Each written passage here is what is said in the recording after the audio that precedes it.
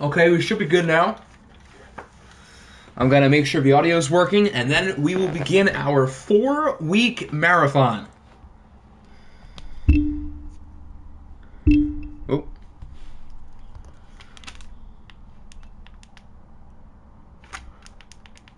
Yep, the audio sounds just fine.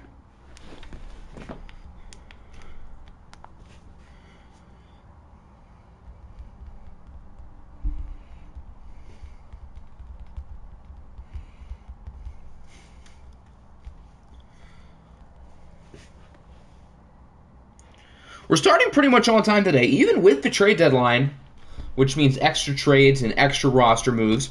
We're still starting only 4 minutes late. That's, for my standards, pretty good.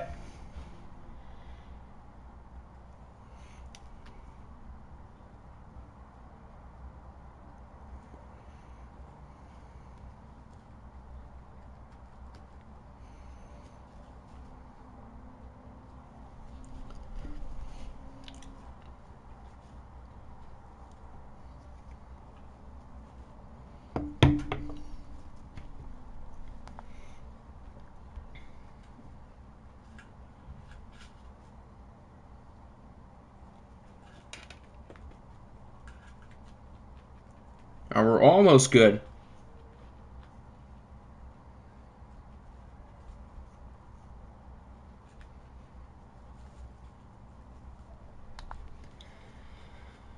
All right, let's get started. We're not going to waste too much time because we have 4 weeks of content to get through.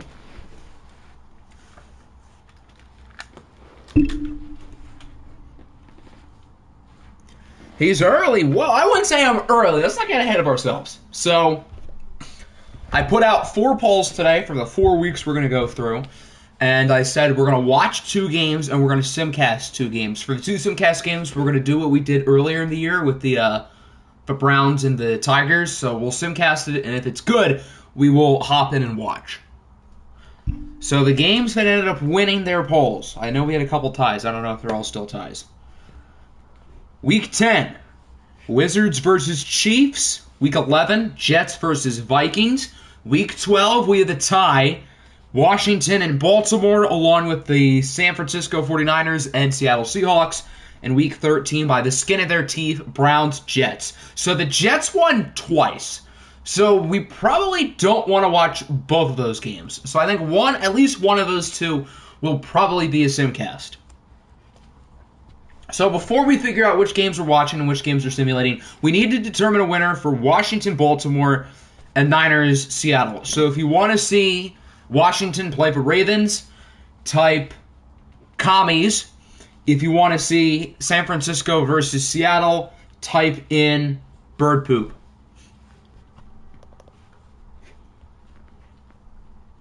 I don't know which one of those 2 I'd rather see, because I feel like both of them are really good. Baltimore made a number of additions. Washington's now the best team in the league on paper. But we haven't seen Seattle yet. We haven't watched San Francisco yet either. And we've watched both Baltimore and Washington twice each. Commies, bird poop, bird poop, bird poop. 3-1 in favor of bird poop, which is San Francisco and Seattle. Yeah, I think the big reason why your game might win is because we have not watched San Francisco or Seattle, and we've seen plenty of Washington and Baltimore. Although both of those 2 teams are looking quite a bit different. I do want to go through all the team ratings real quick with all the moves. I'm particularly curious to see Washington. So they have to have the highest rating, right? They, as a team, are an 84. That's definitely not the highest. I've seen some other 84s in here. Detroit's an 84. The Pioneers are an 85. I guess it makes sense that Salt Lake City might be a little bit higher. They have an 89 offense. That's not really a surprise. Their offense is great. New Orleans is an 85. The Shamrocks are an 86. We might try to finally use your bats today. I don't know if it's going to work or not. Denver's an 85. Their offense is a 91.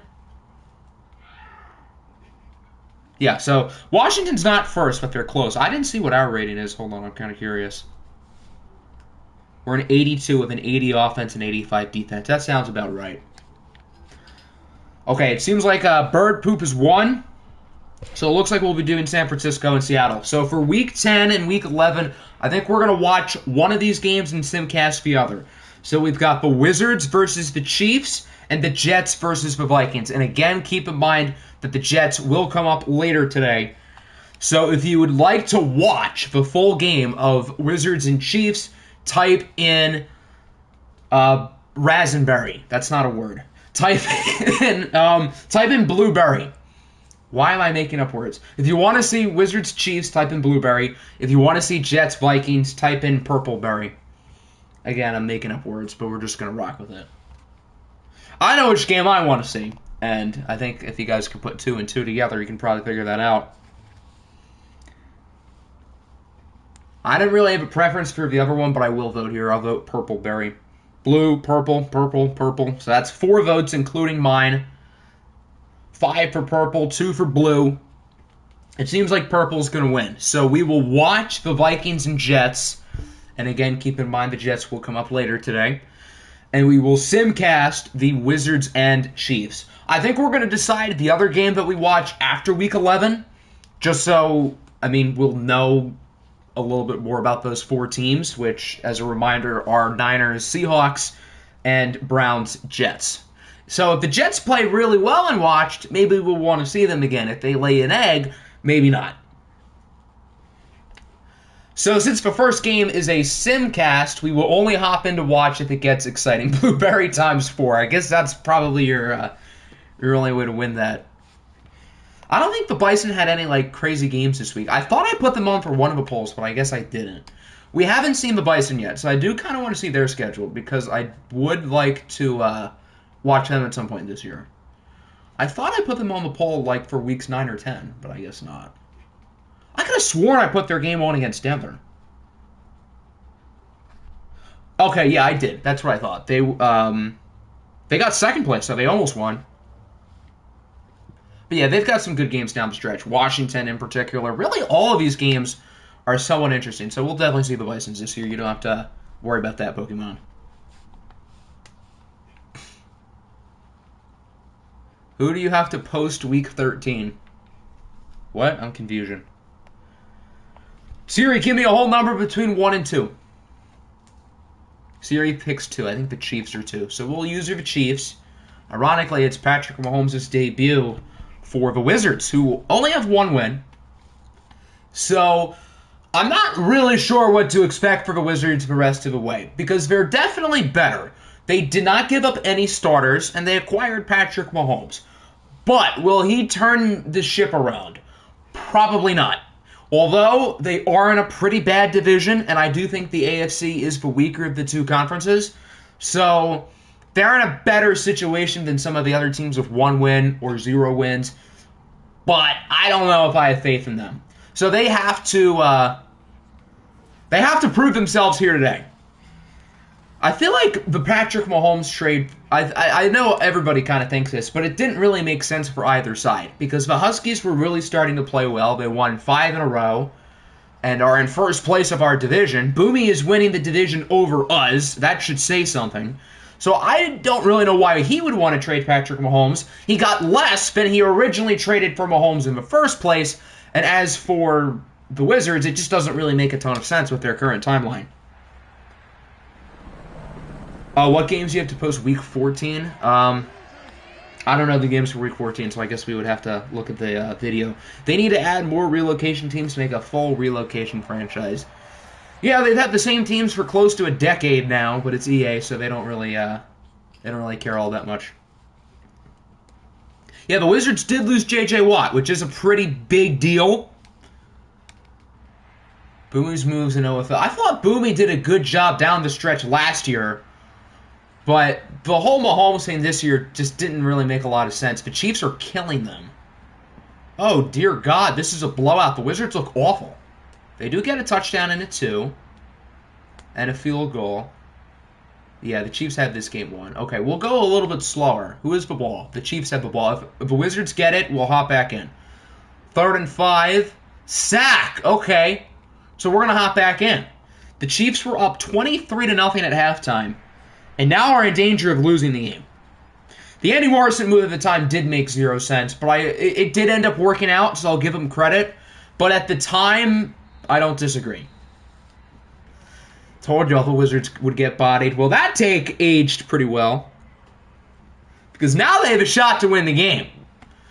This drive could turn around their season. I don't know if it'll turn them around to the playoffs, but the Wizards don't have their first-round pick, so it's not like they have anything to tank for.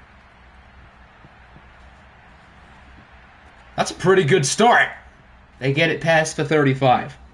He traded D-Hop for a normal dev quarterback he knew nothing about. Yeah, I'm not going to disagree that the thought process of that move didn't really make much sense. It just so happened to work out. Who remember when EA said there would be 3 franchise updates? I do remember that, and they didn't really go through with their word. Oh, it's a deep ball for Hill! Is he inbounds? Oh, he's out! But the booth is going to review. Wow, if this call is reversed, that'd be crazy. No, he's out. Oh, that stings.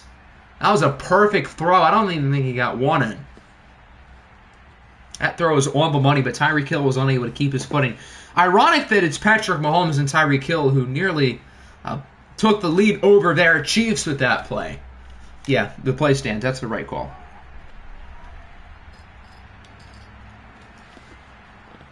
Wizards still have plenty of time and 2 timeouts, so they are still far from out of the game unless Mahomes is going to throw 4 yards downfield. Mahomes and Hill reuniting, playing in Kansas City, it all makes sense. It would be a fitting comeback to win this game. I thought they were going to run the ball for a second. I got kind of scared. Mahomes downfield for Hill. It's broken out. That was a great defensive play. Another pretty good throw. But now this is it for all the marbles. If Orlando loses this game, they will, no matter what, finish the season under 500. Mahomes on the run with a strike, and I think he's inbounds. The Wizards stay alive for a little bit longer. Van Jefferson, who has 182 yards today. Jesus Christ. The booth is going to review it, but on the initial angle, it really looked like he was inbounds. Yeah, and he even got a knee down. So I don't even know why they would review that. That's pretty obvious.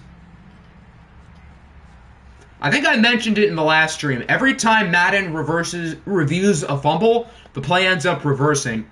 And every time Madden reviews if a player is inbounds, it ends up standing. Today, we've had 2 reviews of players going out of bounds, and they have stood. So, there you go. My hypothesis is continuing to be true. Mahomes is sacked! I believe that's... Don't they have Clowney? I'm pretty sure that's Jadeveon Clowney. 2nd and 18, good play. They are going to have to use that timeout, though. Yep, they're out of timeouts. They had like a 3rd and 1.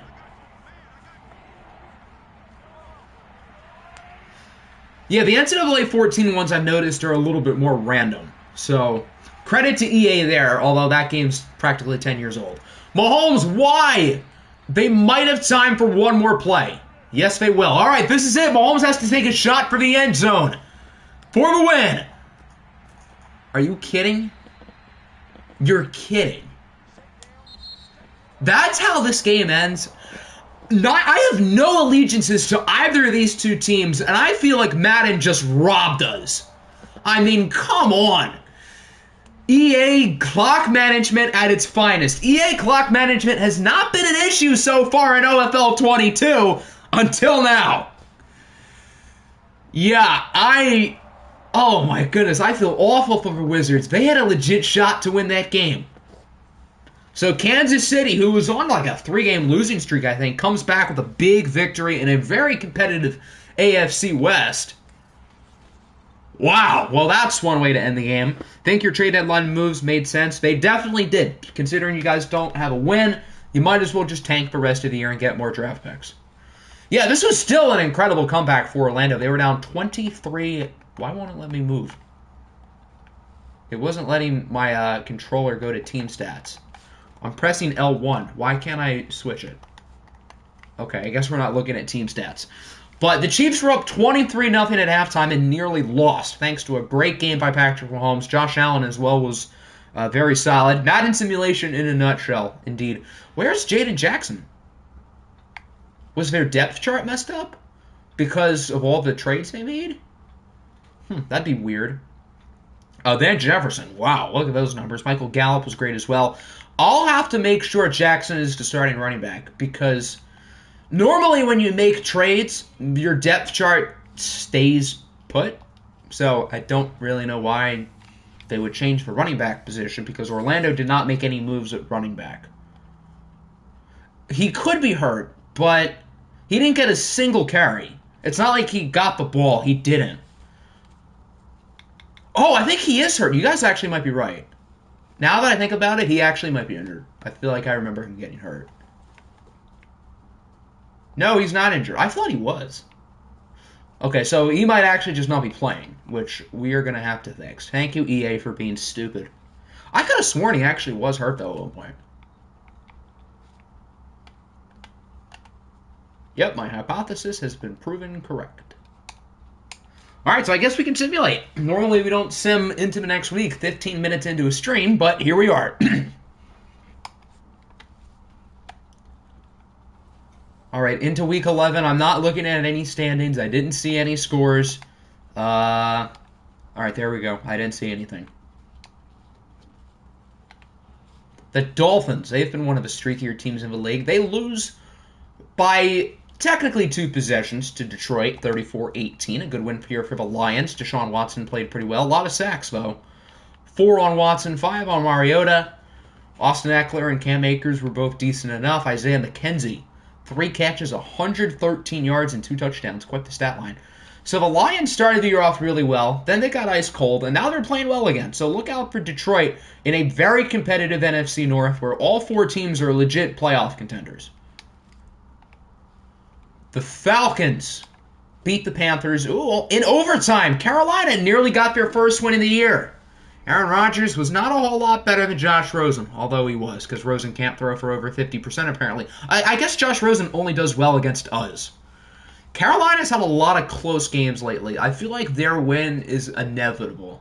I think Carolina's going to win a game before the Rams or the Beats. And now that I said that, watch both the Rams and the Beats win this week.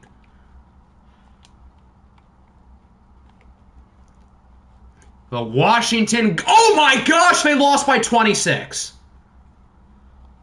Okay then, so it appears that Washington going all in might have backfired. I figured there was a chance it would backfire, but I didn't think it would be 20 minutes into this stream.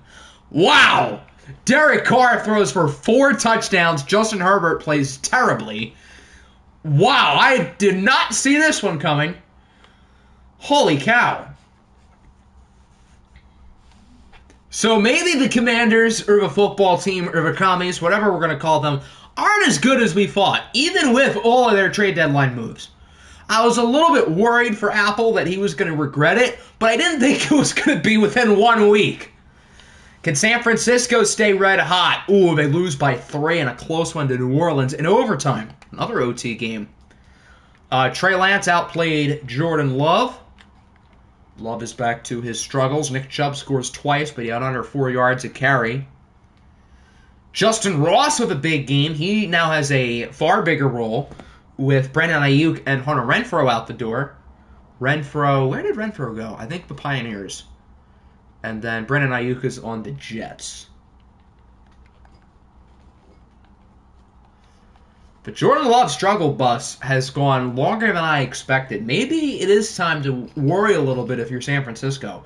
The Giants beat the Vikings 29-21. I'm a little bit worried that we're starting to look a little bit on the fraudulent side. Malik Willis is starting to turn the ball over a lot more. We did get 5 sacks. But I think, we're 4-4? We might not even make the playoffs. Eek. You know, maybe I should have done more than just getting Doug Costin at the trade deadline. Because I think that might have costed us. Yeah, that was a bad joke. I'm sorry. Myles Garrett with 4 sacks, though. So at least Garrett played well, but it doesn't look like anybody else really did. Do you regress if you don't play? No. Young players don't regress, even if they don't get on the field. So you don't have to worry about that. The Huskies. Fittingly, once they trade Patrick Mahomes, they lose again. Oh, it's the Brooklyn Beats! The Beats won a game! Oh my goodness, they did it! 24-17. Wow, Brooklyn has actually won a game. But Brady Boatwell did get outplayed by Trace McSorley. So, it's not all fun and games, but Brooklyn won! Well, how about that? James Conner played well. They actually ran the ball well now that they have a legit running back. Wow, so Brooklyn is on the win column finally. Didn't I say that the Panthers were going to get a win before the Rams and the Beats like 5 minutes ago? Did that say Josh Ball allowed 3 sacks? Didn't this guy like hit a woman or something? He did something. He got drafted by Dallas for a reason. Let's just say that. The Jaguars get killed by the Tigers 35-10. Tom Brady, 4 touchdowns. Zach Wilson, 0 touchdowns, 2 interceptions. Seems like Brady is starting to heat up at the right time. That's what happens when you replace Mahomes with Trace McSorley. Wow, look at Jamison Williams, 9 for 136 and 3.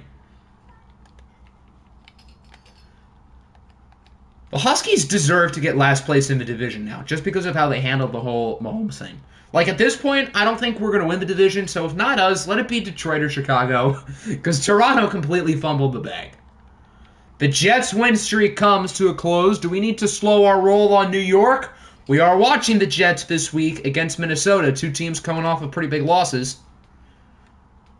Trevor Lawrence played well. He outplayed Elijah Chisholm. Is the Elijah Chisholm bandwagon starting to slow down a little bit? Well, I guess we'll see based on how he plays against us. So, hopefully the answer is yes. Isaiah Wynn does not win. Instead, he allows 4 sacks. Joey Bosa with a big performance. We saw the Lions. We saw the Panthers. We saw New England. We saw the Pioneers, didn't we? No, because they had a bye week. The Rams beat the Chargers. Did I not say 5 goddamn minutes ago the Panthers were going to win before both Brooklyn and Los Angeles? Boy, I look smart. Desmond Ridder, in his first game, gets the win. So maybe Sam Darnold was the issue all along. Ritter's numbers were pretty unimpressive, but a win's a win. Clearly, I jinxed the Chargers and 49ers from the start of the year because I had them making the OFL Bowl. So I've had the Chargers and Niners jinxed since week 1. But I guess I extra jinxed them here. So now the Carolina Panthers are the only team without a win because apparently I don't know how to predict when these bad teams are going to win a game. The Ravens had a bye week. The Saints won. The Seahawks with 42 points over the Arizona Cardinals, 42-21. Kyler Murray, probably the MVP favorite at this point, was quite good. Carson Wentz with a very typical Carson Wentz type of game. Next time have Apple and Nick make the OFL Bowl so you can jinx them. That would imply that Madden needs to like them enough to go that far. So, I think that's a lot easier said than done. 2 interceptions for Derwin James. The Shamrocks, I don't think we've seen them yet. They killed the Browns, 38-15.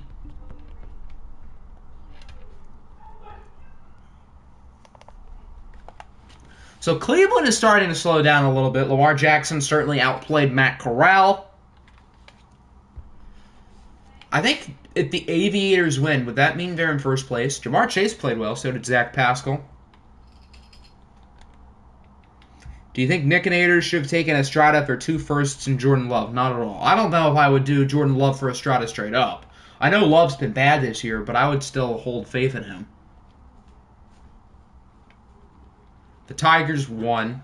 Tigers have won 3 in a row, 4 of their last 5. They're starting to play really well. We lost, the Wizards lost. The Aviators do beat the Black Knights, so Columbus takes over first place of the AFC North. Taysom Hill played well, Jalen Hurts not so much. The Black Knights continue to be the streakiest team in the league. Why did Ramondre Stevenson get so many carries? Did Carson get injured? I guess so. Julio Jones played very well, so did Anthony Miller. We're going to do dev traits probably next stream. I think that'll be the plan.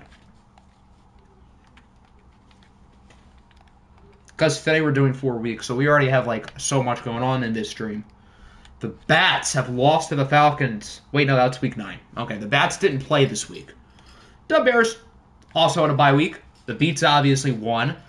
The Broncos beat the Bison 31-21. Can we put it Sam Howell's the starter for the Dolphins? I mean, they do the coach, so no. But there's a part of me that does kind of want to. Ryan Tannehill and Russell Wilson were both pretty average. Has Tannehill still not thrown a pick all year? Or maybe he has one.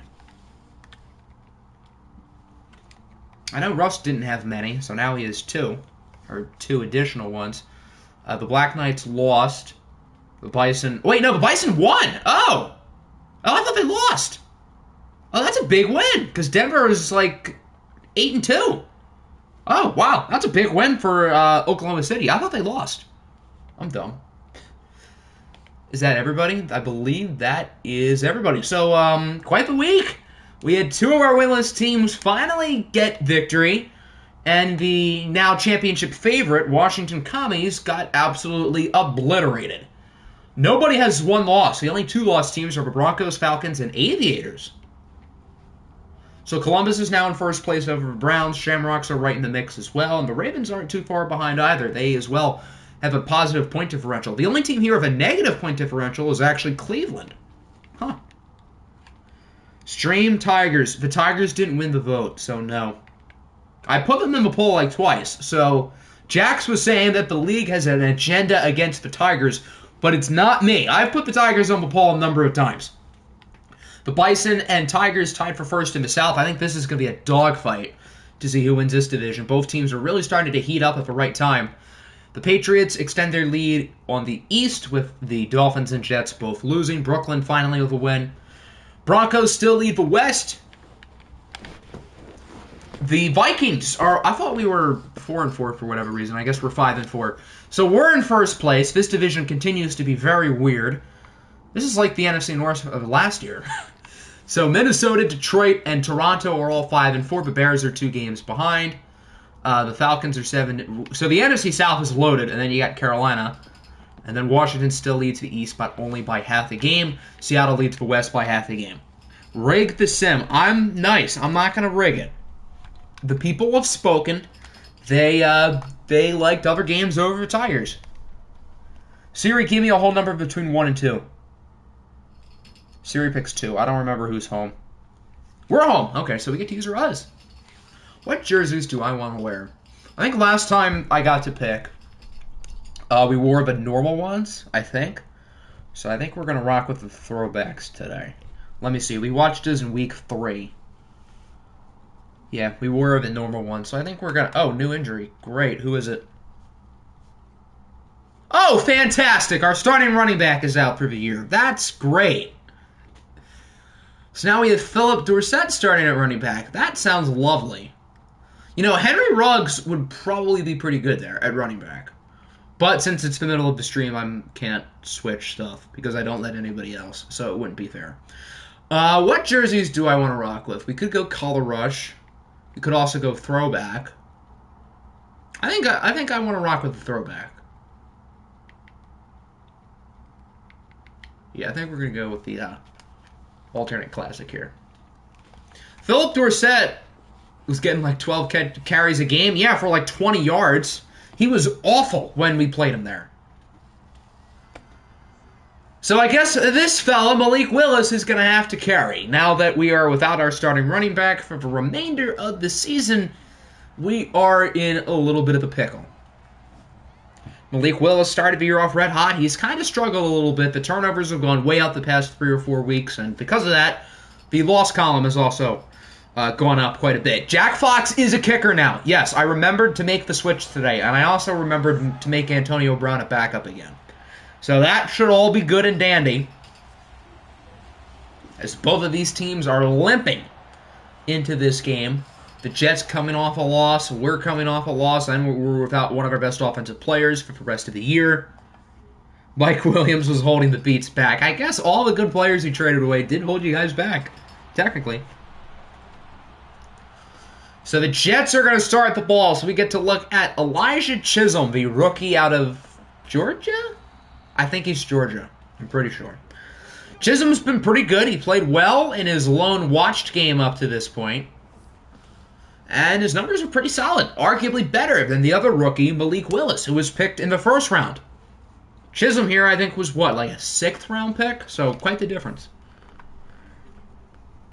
What do I think about Arizona State with like their scandal and whatnot? What I think is, if you're a good player on that team, get the hell out. Isn't Jaden Daniels transferring? Yeah. Good on him, because he's a good player. I would love us to get him, but apparently since our staff is so enamored with Bo Nix, I don't think that's going to happen. Ooh, a dot downfield for... I thought Hunter Renfrow was on the Pioneer. Oh, that's Thielen. Adam Thielen with a gain of 57. This Jets receiving core is loaded. They have Adam Thielen. They acquired Brennan Ayuk. They have Bryan Edwards, David Bell. They have somebody else really good who I'm missing. Jerry Jeudy. That's who it is. They have 5 awesome receivers. So it's going to be a task for our defense, but we do have one of the best secondaries in the league. So it should be a fun matchup on this side of the ball. Yeah, the Jets did get a steal if Chisholm does develop. Yeah, the NCAA Arizona State, the college football team. The best Arizona football player of all... Didn't Terrell Suggs, doesn't he hold like the sack record for college football? I know he was Arizona State. So, I guess it's probably Terrell Suggs. No, I don't quite think it would be N'Keal Harry. He might be the best since like... Well, no, Brandon Ayuk was better than him. He played the same position, so no. Am I a Michigan fan? No, I'm an Oregon fan. I don't have any allegiance towards Michigan or Arizona State. Yeah, the Jets have Jonathan Taylor as well. This offense is loaded. Vontez, perfect. What a guy. Jets make the field goal, so they are on the board. James Harden as well, if you want to go to all sports, but I'm pretty sure Terrell Suggs holds like some sort of college football sack record. I think most sacks in a season.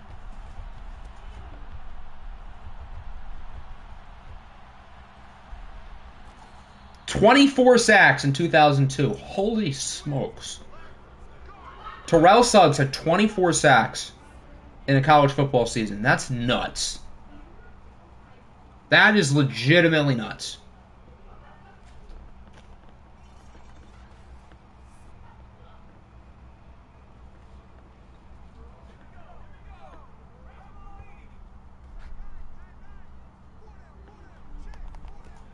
Torque also went to ASU, yes. So he will be the greatest Arizona State athlete in about 15 years. Well, I thought one of our players got hurt with our injury luck. It's Eric Armstead. That's a big deal for the Jets. He's a good player. Arizona State, I don't know exactly what they did, but it was bad. It probably involves like money or something, or illegal boosters. Yeah, Jalen Ferguson is the all-time sack record in a career. Is Suggs a Hall of Famer? I don't think he is one currently, but he probably should be, because T-Sizzle was that dude. Good run by Willis. Let me see Terrell Suggs' career NFL stats, but if I were to just guess, probably. He was great for a long time. Since who calls him Hacksaw? Pro Football Reference has his nickname is T-Sizzle. Obviously, everybody knows that one. And Hacksaw. That's a first. Yeah, he's probably a Hall of Famer. Defensive Player of the Year. What is that? A good, like, 5 Pro Bowls, 18 seasons, 7 double-digit sack years. Yeah, he's a Hall of Famer. Willis smothered. I'm surprised he got rid of it.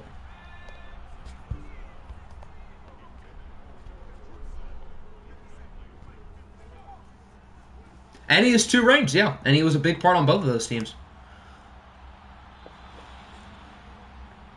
Did he win Defensive Player of the Year they won the Super Bowl? I know it was around that time. I don't know if that was the year they won it, but it was around 2012 or whatever this year was.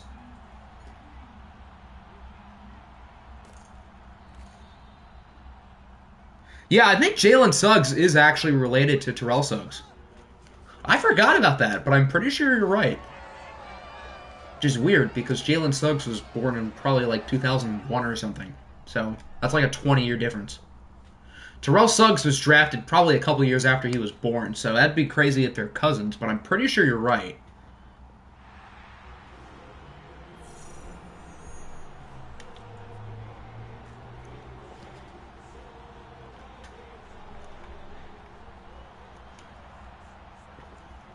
So Jack Fox makes the field goal, the best kicker in the league, and both teams open the game with a pair of field goals. Since we're going through 4 weeks, I will be a little bit more lucrative about simming. Obviously, if it's close, I'm not. But I'm not going to be as, I don't want to say strict, because I would still say I'm pretty loose about when we simulate. But I'm going to be more willing to, I guess. Elijah Chisholm now the big run. Both of these quarterbacks can move. No, I think wait. No, you're probably right. Because the Ravens won their first one in 2000. And I don't think Terrell Suggs was in the league. So, oh, wait. Didn't he win one with the Chiefs, though? I was thinking he won 2 with Baltimore. But I'm pretty sure you're right. He would not have been in the league the first time they won it. And I know he was on the Chiefs recently. Was that the year they won it all? Yeah, it was. Terrell Suggs was on that team. So I guess he won a ring and dipped. Yep, 2-time Super Bowl champion. So he does have 2 rings. So I guess he wasn't as much of a contributor the second time.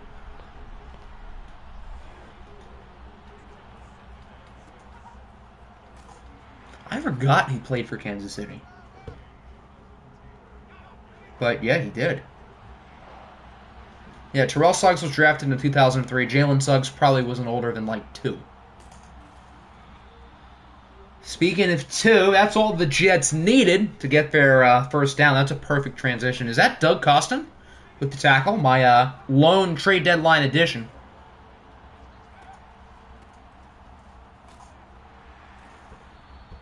The run defense is looking pretty good so far. Jonathan Taylor has not been able to get a whole lot going.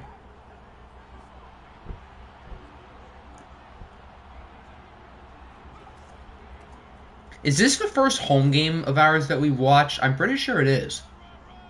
Or no. The game against the Bears was at home. So I guess this is the second home game.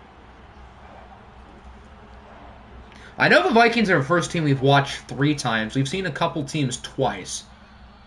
But this will be the first time that we see in a team 3 times. And we're 0-2 in watch games. So if we don't win today, I might just not put us on the poll the rest of the year, because that'll be our only way to make the playoffs. Still remember that one time you read an article that Kobe wanted to... Kobe nearly got traded to Detroit.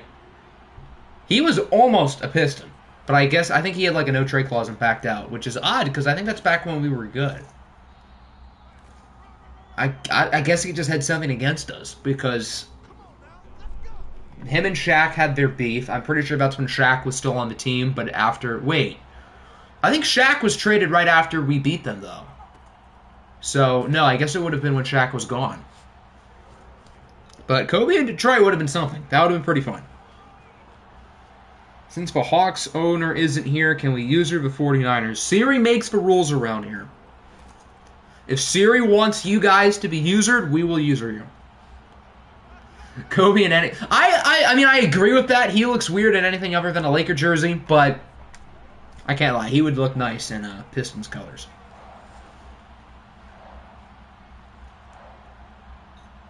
Final play of the quarter. The Jets do get it off in time. Chisholm to the end zone. It's caught. That was a good throw, but out of bounds. So the first quarter is in the books. A battle of the field goals. Both teams have kicked one through the uprights, and to start the second quarter, it looks like the Jets are going to look to tally on another one. 45-yarder from whoever their kicker is, whom I have no idea. He would look good in the retro logo. He would look good in those little jerseys. Field goals galore. I feel like I'm the only Pistons fan who, like, doesn't love the old jerseys and, like, the horse logo. Like, everybody loves the horse logo. Like, I think it looks fine, but I don't get the big fuss over it.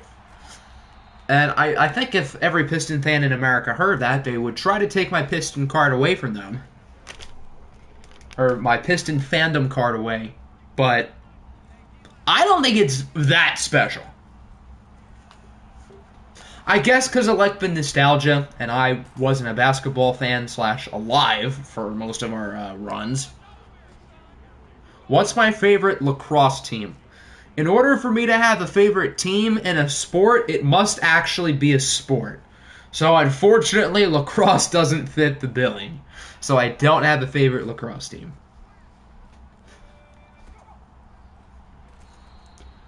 Yeah, I think the Philip Dorsett era at running back is probably going to be a rough one. Could Antonio Gibson at least have gotten injured 1 week earlier so I could have, I don't know, made a move? I never said the Pistons were, I never said they weren't good my entire life. Hint, hint. How are you an Oregon fan when you're a Michigan fan in every other sport? Okay, let me explain. So, I started off liking the NFL, I liked the Lions, and I adopted the other Michigan teams. For college sports, my favorite college football team when I was like super young was LSU, and my favorite college basketball team was Kansas. I know that sounds bandwagony, but I probably saw it like a top 25 for both and just picked one team out. Then, during like the D'Anthony Thomas, Marcus Mariota years, I kind of hopped on the Oregon bandwagon, and obviously I'm still a Kansas fan for basketball. So technically, I was kind of an Oregon bandwagon, but if I was truly a college football bandwagon, I would have switched by now, because Oregon football has made me lose brain cells often over the past like 5 years. So, if I was a true bandwagon, I would have switched long ago.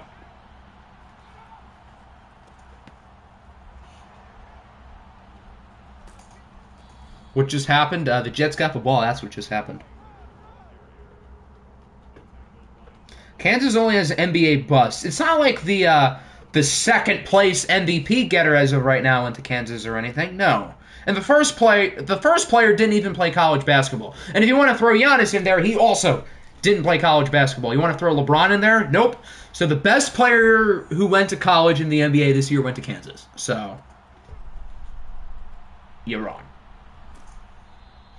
We punted it. That's how the Jets got the ball back. At least you can say we produced Herbert. That's true, but I feel like we wasted Herbert because we didn't play him to his strengths. That was the issue with Mario Cristobal when he was still our coach, is that he didn't really use and develop quarterbacks to the way he could have. Obviously, last year Anthony Brown just wasn't all that good, but he sort of wasted Justin Herbert. That's the reason why people were skeptical about Herbert, because he didn't really show the ability to make NFL throws because our plays mainly involved short passes. Javon Carter is the best defensive guard in college basketball history. Where's your crack stash? I'm kind of curious. Javon Carter was a great defender at West Virginia. Or I guess I should say Press Virginia. Not to take anything away from him, but I feel like there's got to be someone better on defense in college than Javon Carter. Although he was very good on that side of the ball. It's at times like this where I wonder why I didn't go with everyone and become a Bengals fan. Yeah, at times I think that as well, considering the Eagles made the playoffs and have 3 first-round picks.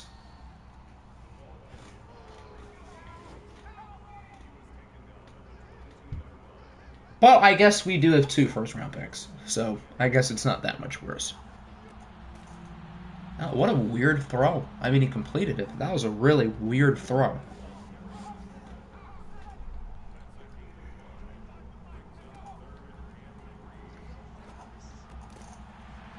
Who's the best defensive guard then? In college basketball history, I honestly don't know, but I feel like there's got to be someone better than Javon Carter. With all due respect. How many firsts do you have now between now and the next 2 years? Well, you added 2 from Washington. You have your own 2.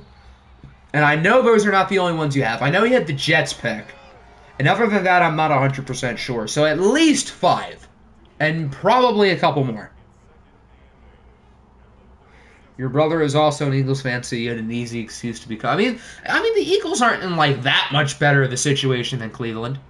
I mean, I would say the Eagles are in a little bit better of their spot, but I wouldn't say drastically.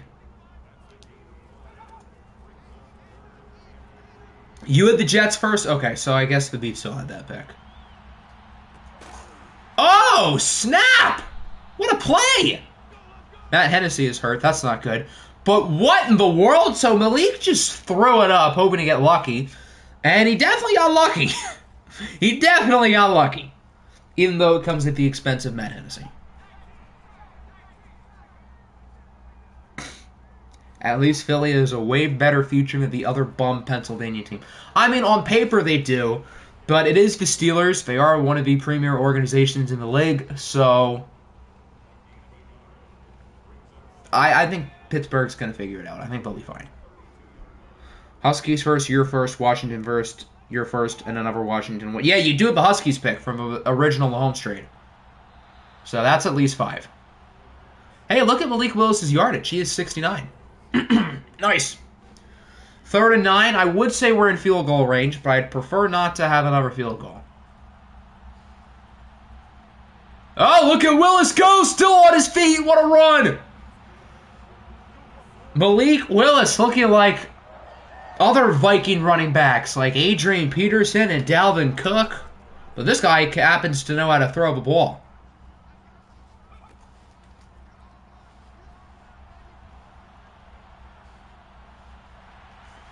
Willis again to the 6. Pepe, Javon Carter, Mikal Bridges, Kawhi Giannis. How scary is that team on defense? I would say that team is pretty short. Carter's a little bit undersized. Giannis for a center, you could argue. Kawhi is undersized for a 4, so I'll say they're short.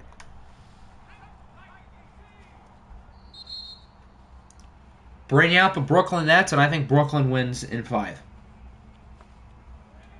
Malik can assault a team just like AP. There you go. Dalvin Cook did some shady stuff in college too, so I don't know exactly what it was, but he did something. A lot of 2nd and 3rds as well. I mean, you guys have a treasure chest of draft picks. No doubt. 2nd and goal, a timeout in 55 seconds.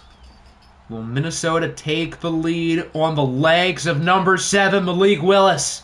Doesn't get anything there. Can we, throw the ball? Please, for the love of everything good, do not run it with Dorsett. If you run it with Willis, that's fine, but not Dorsett, please. Malik really just does not want to throw the ball. He does not want to throw it at all. Okay, just take the points.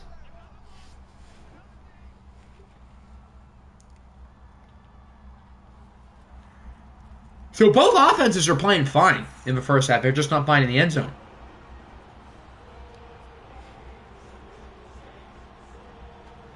EA Logic trades 3 key players, adds a running back. We also got to keep in mind the Huskies are starting a quarterback lower rated than Brady Boatwell. As hard as it is to believe that there's a starting quarterback, or really quarterback in general, who is worse than Brady Boatwell, there is. And his name is... Let me pull up the song. Well, there is. Despite the fact... Yeah, that guy.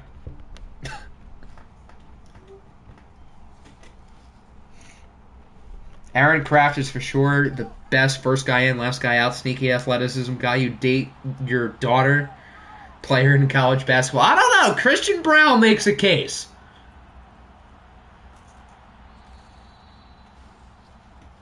Christian Brown is the type of guy who actually is legitimately sneaky athletic. That's not even a joke. He's got some bunnies. But first guy in, last guy out. Type of guy you'd let date your daughter. Somebody who has great knowledge of the game. Who is Brady Boatwell? He is the quarterback of the Beats. He was the first quarterback off the board. So he was a quarterback drafted above your player. As that concludes the first half, a lot of offensive yardage, but not a lot of points. Jets 6, Vikings 6. Ooh, this is Thursday night. We have chosen a bunch of primetime games lately by coincidence. Huh. The Vikings do start the ball in the 3rd quarter. That's good.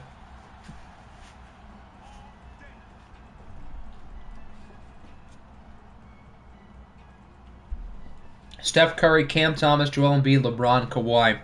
I feel like there's something off about that team. Why do we have 4 All-Stars, and Kawhi Leonard.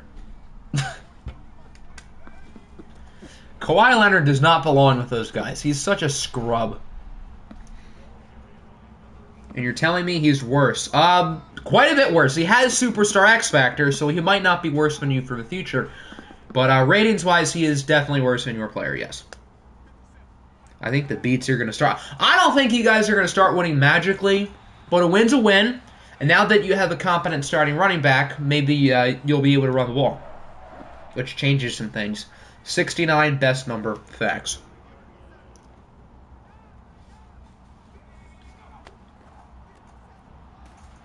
Don't know how he slid to the second round after he threw 70 touchdowns. I think it's because whatever Cobra used, I forget what it's called.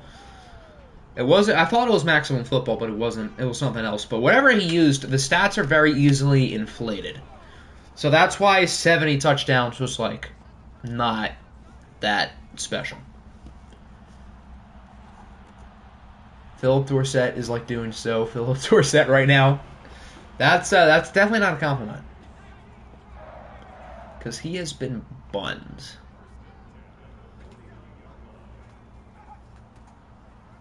Yeah, he's not good. Can we, like, just not run the ball anymore, please? Unless it's Malik Willis who's running it. Stop running the... Well, I guess it worked that way. Nope, that's a lie. It didn't. Philip Dorsett fumbles the ball, and it's picked up by Ingram. So, Philip Dorsett continues to struggle. Who else do I have a running back on this team? Hold on. Let me see the roster video because I don't remember off the top of my head. Yeah, Antonio Gibson's probably like the worst player on this team who could have gotten injured. Other than maybe like Myles Garrett. Let's see. Rosters. Who are my 2 other running backs? I feel like there are probably 2 other ones.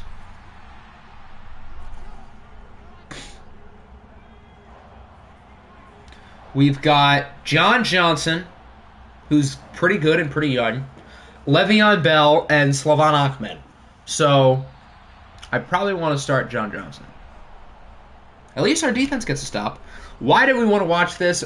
Because 2 rookie quarterbacks, 2 active coaches, and 2 teams that have been fine. I think CJ Verdell is on my practice squad. I'm not picking Le'Veon Bell, no. If I start with my other guys, it'll be Johnson. Le'Veon Bell's old and, like, not good. Everyone would have voted Tigers. He did say if the Tigers win the poll, you would start for the watch game. So, technically, everyone was given that opportunity and still said no. Steph, DeMar, Osman, Giannis, and Embiid. I don't think Chetty Osman would want to play with those scrubs, to be honest. Chetty Osman smokes those fools. Hey, there's a good run that didn't end up as a fumble. He's averaging 4 yards a carry. Oh. I thought he had like 20 yards. I guess I not to say Philip Dorsett's playing well because he just fumbled it, but maybe I'm being a little bit too harsh. You guys did not win any of the polls.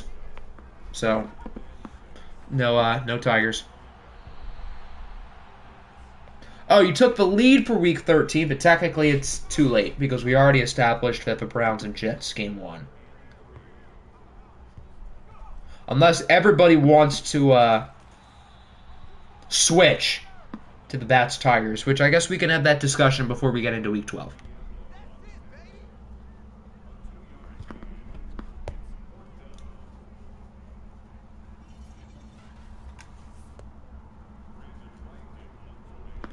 I would probably go for it here. I know we have it on our own side of the field, but what do we really have to lose?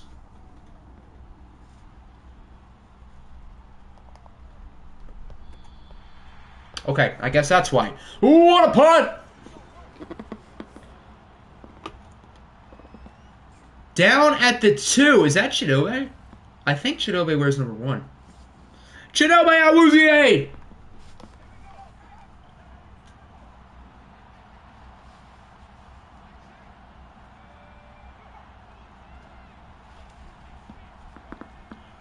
A safety right about now would be kind of nice. It's kind of going to be hard because Jonathan Taylor exists.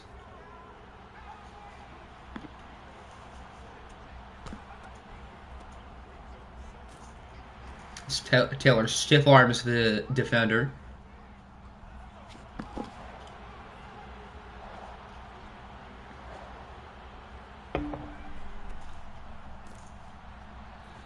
Yeah, so now the Jets are out of safety zone. Now they can actually try to move the ball.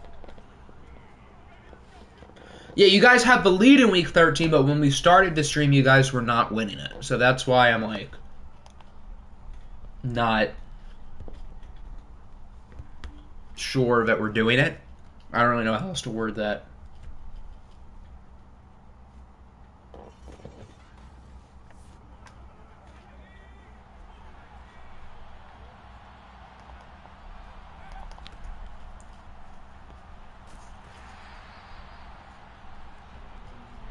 You were rooting for the Mahomes trade to go through. Well, it did go through. So, yeah, the Huskies' pick should get better now that they've gone from the highest-rated starting quarterback in the game to the lowest. So that pick should certainly gain value. That's good news for us with this division.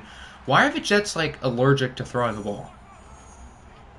Jonathan Taylor has not been all that impressive. Why don't we start throwing the ball? I mean the other, you know what I mean. Why don't you guys start throwing the ball for your own sake? Okay, I guess that's why. Oh, there he goes. 46 yards for Elijah Chisholm. Maybe our defense should have been a little bit more prepared to stop the run there. So, no points in the third quarter. Still tied at 6. Neither of these sides are giving in. Who's your third string? I have no idea. Guess you'd have to check the roster video. You guys had Big Ben last year, but he retired, so I don't know who it would be. He's completed 3 passes. These guys are literally allergic to throwing the ball. I get that he's low rated, but he's pretty good. Although today he hasn't been all that good. But these guys are just running the ball at will, and it's really not working. It might be Joshua Dobbs. I'm not 100% sure, but you might be right.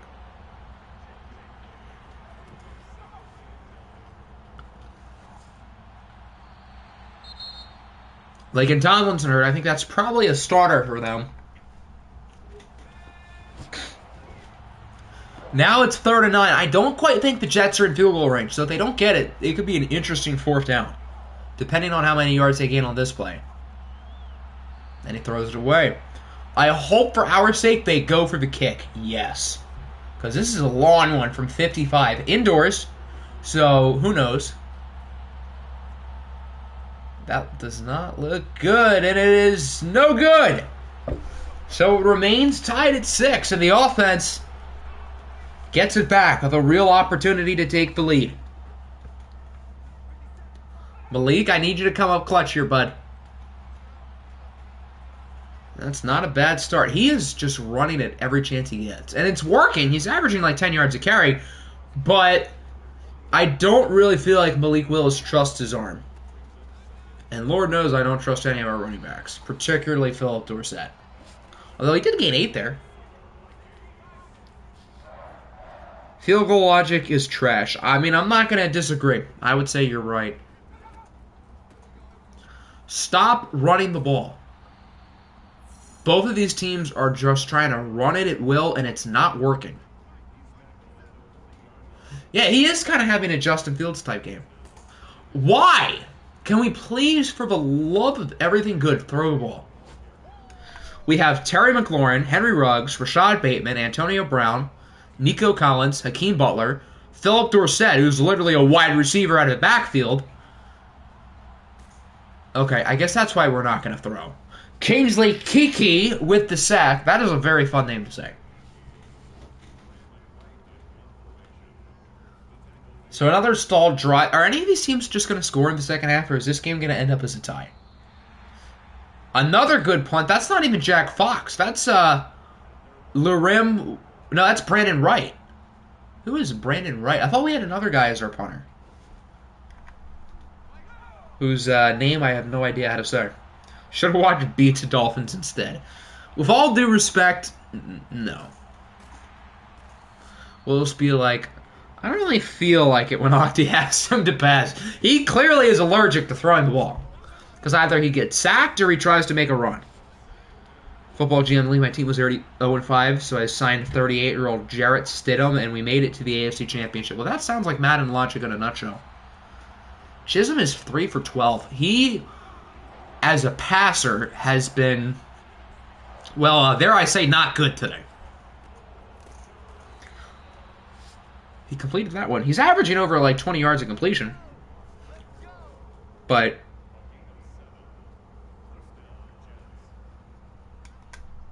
maybe it's the fact that the O-line makes the Bengals' offensive line look decent.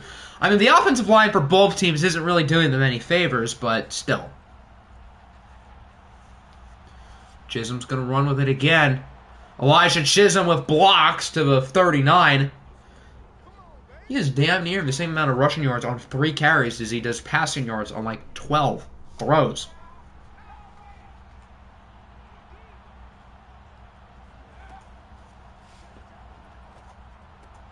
Now Chisholm is starting to get things together. I'm a little bit worried about that clock. I don't know how much time we're going to have.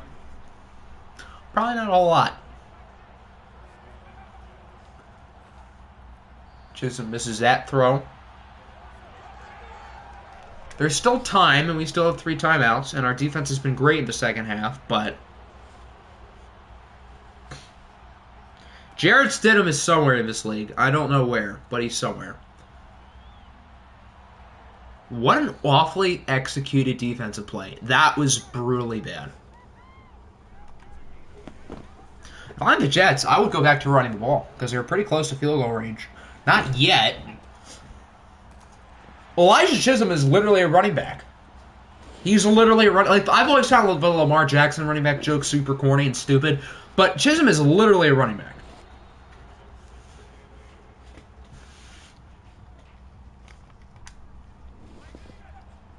How is it a tank ball? The Vikings are in first place of a division, and the Jets kind of still have a shot.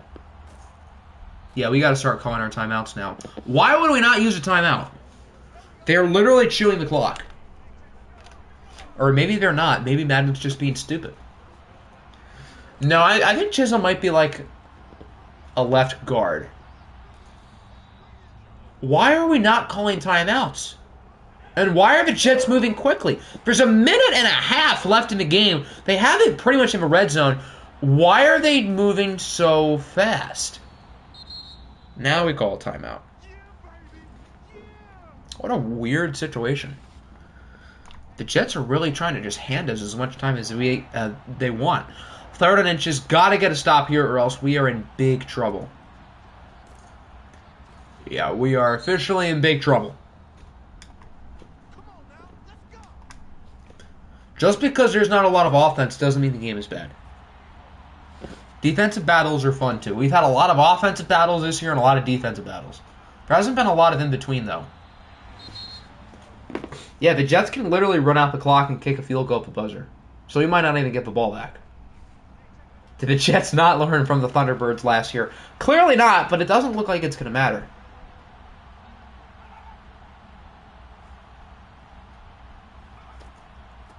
Fumble, please. Jelani? No? Okay. Yeah, I'm going to be 0-3 in watch games after this. Why are the Jets going back to the line of scrimmage so quick? I'm really confuzzled. This is literally an AFC North game. Okay, now they're actually going to run out the clock. The play clock and the game clock are pretty much matched up. 4 of a win. Can the Jets upset the Vikings? Yeah, he got it.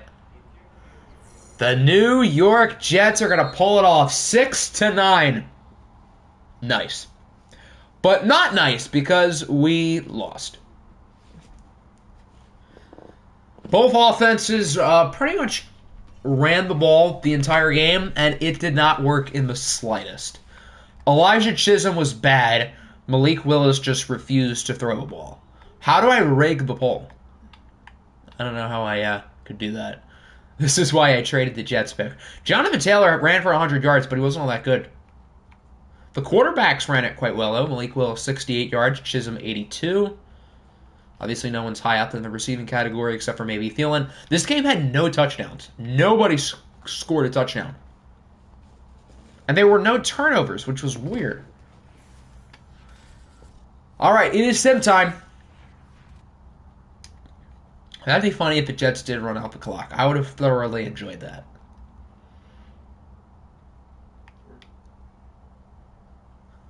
.5 yards per carry for Chisholm is pretty darn good.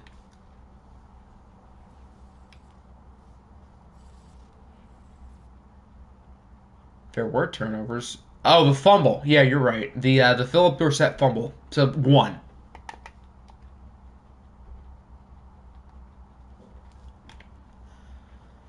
The Wizards in Game 2 of the Patrick Mahomes era lose again, this time to the Giants. So the Giants are 2-0 today. They're having a good stream. Mac Jones plays well again. Mahomes was fine. I think Brady shattered his ACL during the sim. We'll have to figure that out as we go to the Tigers game.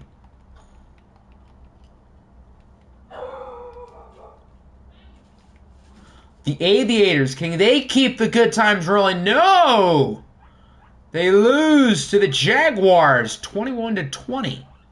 Taysom Hill does outplay Zach Wilson, though, despite losing. Derrick Henry looked like he carried their offense. Another big game from Julio Jones. DJ Chark played pretty well.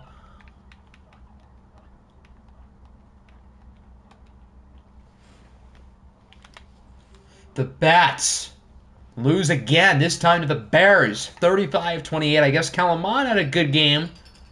Actually, not that special. Dak Prescott was okay. James Robinson played well, so did Kareem Hunt. This game refuses to give me any sort of hope whatsoever. Welcome to Madden Simulation. It's pretty common. The Bears obviously won. No way! No way! The Brooklyn Beats have won 2 in a row! And Brady Boatwell actually played quite well. 21 for 28. Look at this! James Conner runs for 3 touchdowns. Cam Akers had a nice game as well. So Brooklyn is starting to turn their season around. It probably won't be for a playoff spot, but good for them. What if they do make the playoffs? That'd be funny. The Bison, in response to a big win against the Broncos, lose to the streaky Black Knights. Tannehill and Hurts were pretty much even. Yeah, these guys missed Kamara quite a bit.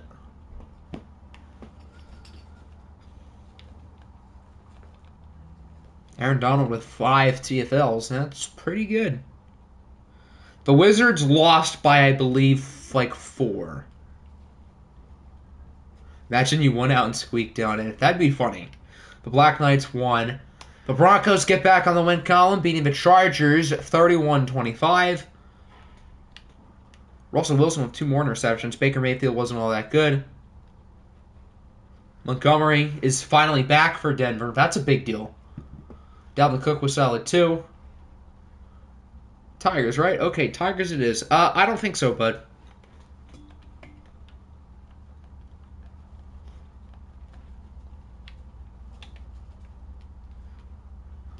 The Browns have allowed a 40 bomb. Their defense, which was great at the beginning of the season, has very quickly collapsed. So Cleveland has now lost 4 of 5. Trey Lance was very good. Matt Corral was not very good. Will we do this 4 games thing ever again? I don't see why not. I mean, it won't be like an often thing, but every once in a while, yeah. Maybe like once a year or once a season. The Bucks lose to Seattle. The Seahawks are playing really well. We may be able to watch them next week, depending on the vote. Kyler was pretty good. Derek Carr was not pretty good. The defensive coordinator is out. Bye-bye, Kerry Coombs. Bye-bye.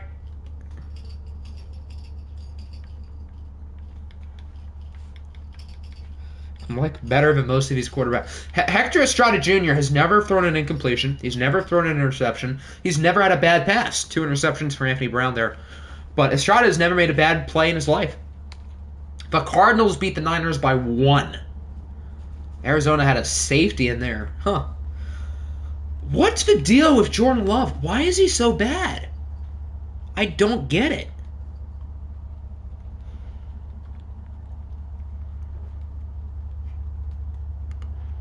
Smoking that QB pack. Every time a quarterback does bad, you just see Hector Estrada in the corner, just enjoying himself.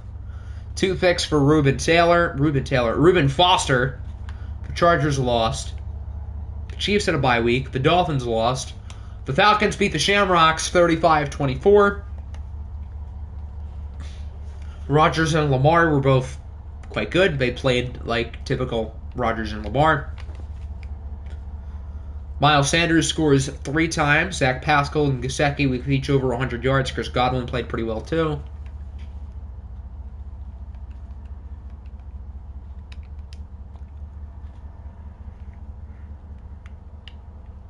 What's the deal with Washington?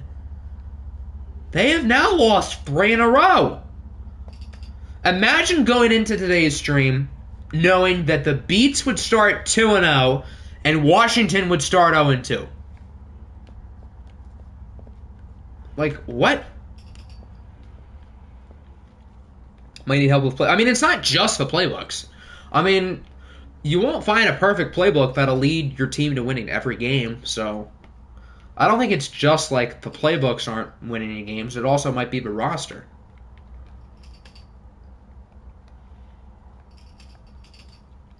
You guys didn't score a single touchdown. Ouch. Well, the Jets didn't score a single touchdown. They still won. Why Mike Williams? Why not the other players he traded? Why does it have to be Mike Williams who's the bad guy? The Los Angeles Rams are back on the L column as they lose to Trace McSorley and the Huskies. Desmond Ridder was, Trace McSorley was also pretty, Since Trace McSorley won, though. Despite the fact that he led his high school to 4 straight state championship game appearances, very few high major recruiters looked at the 6-foot-tall, 180-pounder and said, quarterback. Throw it on a dime, like I ain't even trying. Just a kid from Briarwood, I'm wearing number 9. Okay, just figured every time Trace McSorley wins, we have to play the song. The Jags won. The Jets obviously won. The Lions won. The Panthers have won a football game! All 3 of the winless teams have gotten a win today! 13-3. What an offensive outpour. Josh Rosen and Justin Fields were both not very good. Nice completion percentage, though, for Chosen Rosen. Yeah, it doesn't even look like Carolina's offense was good at all. It was the defense.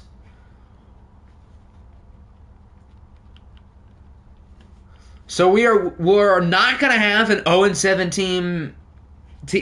I thought there was a chance that we would have a winless team, but nope.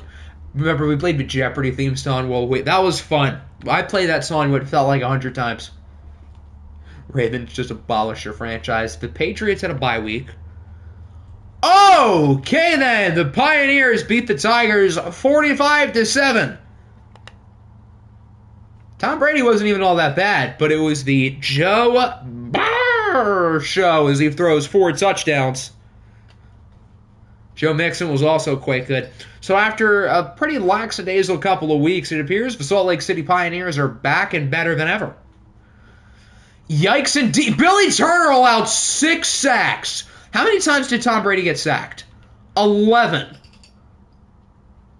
Hector Estrada went 0 for 1. Okay, so remember when I said he had never thrown an incompletion in his life? That apparently was a lie. Your passer rating was worse than Brady's, who somehow got sacked 11 times. I see a 5 in the sack column. 5 sacks for Marcus Davenport. 2.5 for Leonard Floyd.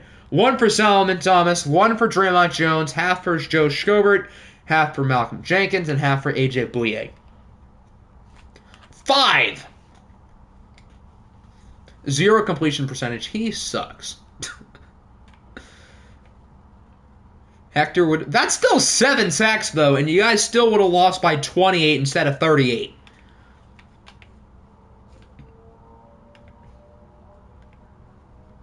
All right, that's everybody. That means the Bison are still first, correct. Okay, I didn't see the players of the week for the last 2 weeks, so we might as well check that now that I've seen the Marcus Davenport game. I figured, yeah, he would probably win, along with Joe Burrow, Reuben Foster, Deshaun Watson, Derek Carr, Myles Garrett, Tom Brady, and Joey Bosa.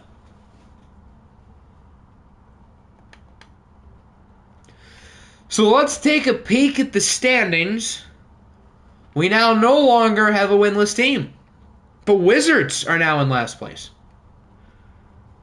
Can I look at Brian Burns' stats? I can do that. I'm not going to check through everybody's stats right now, just to make it clear, but I am curious if Brian Burns has a sack. So the Aviators still lead the AFC North. No ground was made because everybody lost.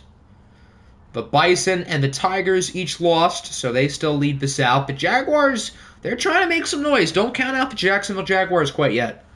New England has won 3 in a row. They still lead the East. The Beats are making a run. They've won 2 in a row. The Broncos still lead the West. The Lions and Huskies are now in first place in the North. Everybody won except for us. Fantastic. The Falcons and Saints are still neck and neck in the South. Carolina finally has a win. The London Black Knights have overtaken the Washington Commies for first place in the NFC East. And the Giants are starting to play some pretty good football, too. And then the Seahawks are a game ahead of the Cardinals. Both teams are playing some pretty good football.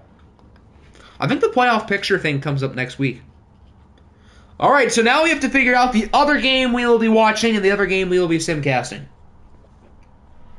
If we would like to watch Niners and Seahawks, type in pepperoni in the chat.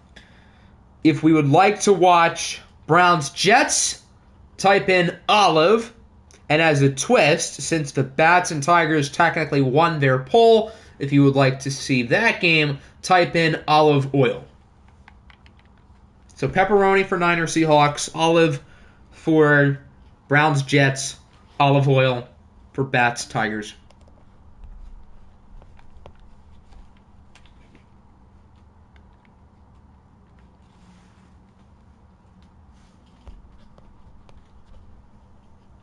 Pepperoni, pepperoni, pepperoni, olive oil, pepperoni, olive oil, olive oil, olive.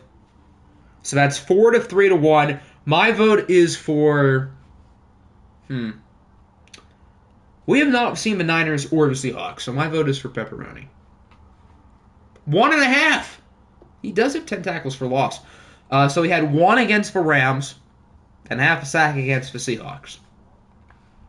4-4. I thought it was 5-3. 3 people voted olive oil. Nick just voted regular olive. That's the Browns game. So Nick's vote is not for the Tigers game. So olive oil is 3. There's 1, 2, 3, 4, 5 pepperoni if you count me. So it looks like the Niners and Seahawks will win. And just to make everybody happy, I will simcast both Browns-Jets and Tigers-Bats, so everybody can be happy. How many sacks does Nick... We'll just check the sack leaderboard. How about that? For both conferences.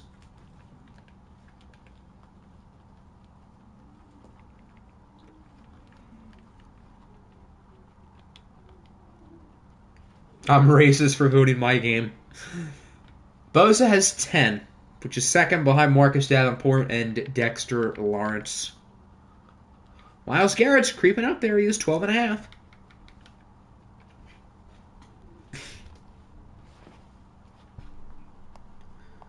Siri, give me a whole number between 1 and 2. 2. He said you're misogynistic. I mean, I guess voting for yourself, I mean... Everybody does vote for themselves for the most part, so it's not, like, frowned upon. But by definition... I mean... Technically. So 2 is Seattle, so we'll use the Seahawks. You're correct. You can't change depth charts midstream, but I may allow an exception because he's a user. If everybody is okay with that. I let Apple know that Washington lost 3 in a row. Is Apple sad? Alright, which Seahawks jerseys do we want? Do we want the normal ones? Do we want the green ones? Or do we want one of their throwbacks? So normal, green, throwback. My vote is for green. Color Rush. Color Rush is also green.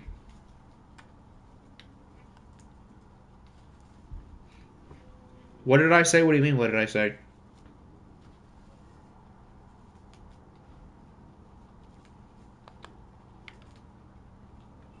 Alright, I think everybody's going to want green.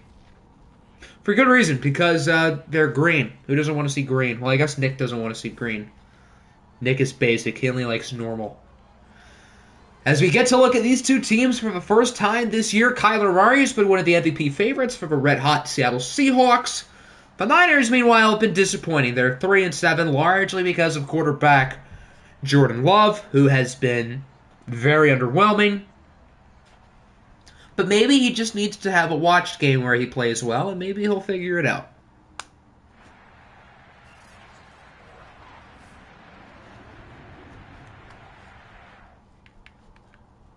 As we get to look at the shorty himself, Kyler Murray. Short stack. Short stack will start the ball.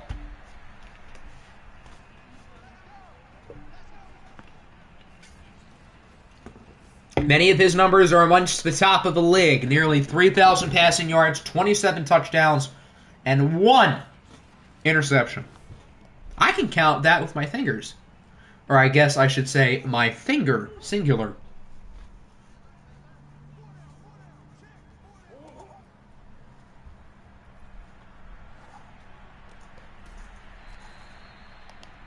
Quick gain of 6.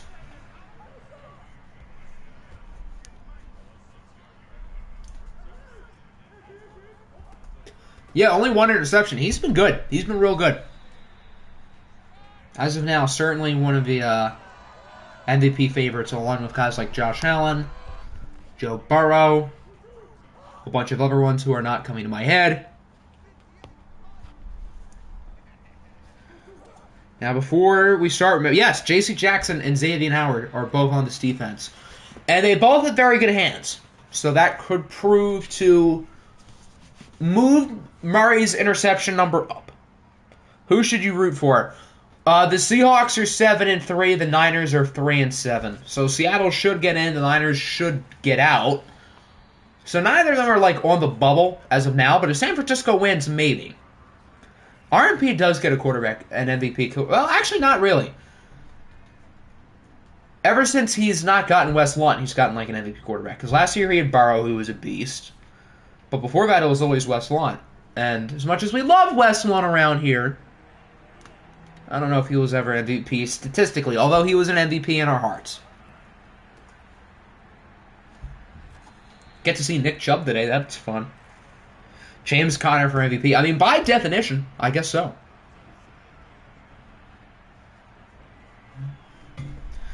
Ryan Tannehill, his numbers, I think, are pretty good. So if he plays well down the stretch, probably. You have a question. What's your question, Chief? Nick Chubb just murdered a man. It's a pretty good run. Nick Chubb has been a top. I would almost argue he's been number 1. I mean, which running back has been better than Nick Chubb? I don't think anyone has. When a new Madden comes out, do you add the rosters from preview? We just restart. So, like in OFL 21, all the teams were completely different. Everybody coached different teams. And then we just restart the fantasy draft and go from there. RMP had Jeff George, that's right. Was Jeff George ever like that good for him? Because he had Wes Lunt, and then I think he replaced Wes Lunt. I guess it was for Jeff George. I don't remember Jeff George being all that good, though. Maybe I'm wrong.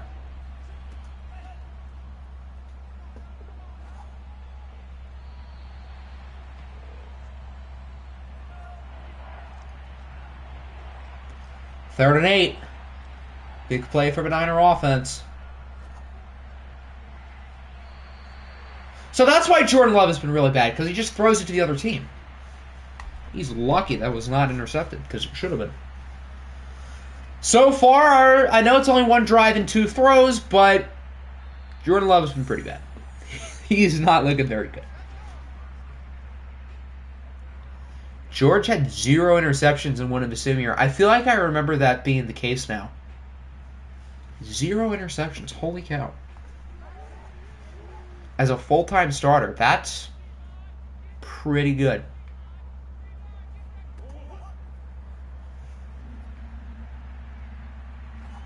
Kyler just says, F it. Somebody's going to be open down there. And indeed, he connects with Keenan Allen to the 12. Is that Keenan Allen? That doesn't really... I think that is Keenan Allen. Yeah, that's definitely Keenan Allen. Who else would have an X factor as a wide receiver on this team? Because I know they have Keenan Allen. Kyler just, off his back foot, chucked it into double coverage. That seems like a Kyler type of play. Who were those corners? I have no idea, but whoever they were are clearly not very good. Was it J.C. Jackson? Yikes, J.C. Jackson got lost. 2nd and 2, it's, I assume, Alexander Madison, who dives in the end zone for a touchdown. And indeed, it is Seattle on the board after the big play from Kyler and Keenan Allen.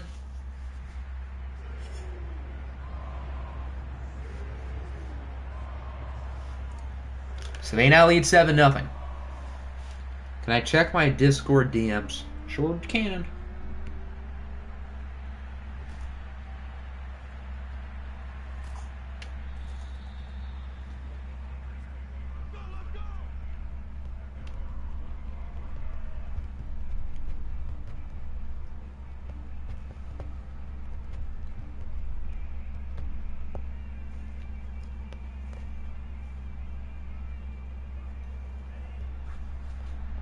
So now San Francisco has it back. Drive number 2 of the Jordan Love experience.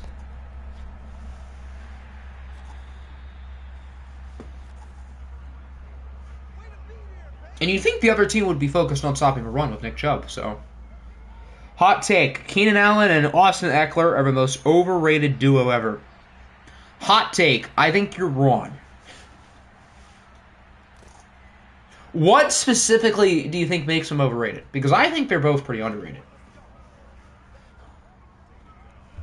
Might do a quarterback change if you... I mean, I don't think Tannehill's the problem with your team. I mean, he is older, so if you just want to get younger, I get that. But Tannehill's, I would say, one of the main reasons why you guys are winning games and currently in first place. Tied for first place, but first place. You think I should keep Fields? I mean, Fields has been pretty bad over the sim year and this year. I would probably stick it out with him, but I guess if you can get someone better, I would explore that avenue if I was you, but I also wouldn't feel like forced to. Yeah, Kamara being injured is a big deal, and A.J. Dillon hasn't been all that good. They can't stay healthy. Keenan Allen hasn't been injury-prone for like 5 years. Keenan Allen used to get hurt all the time, but he's been like super healthy. Let me see his games played per season. He used to be super injury prone,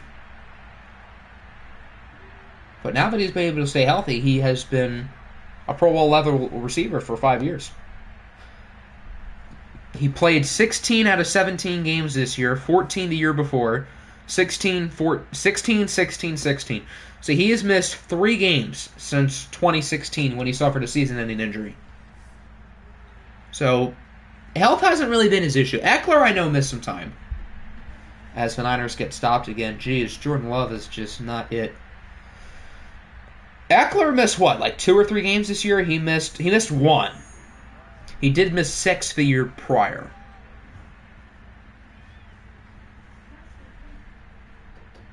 But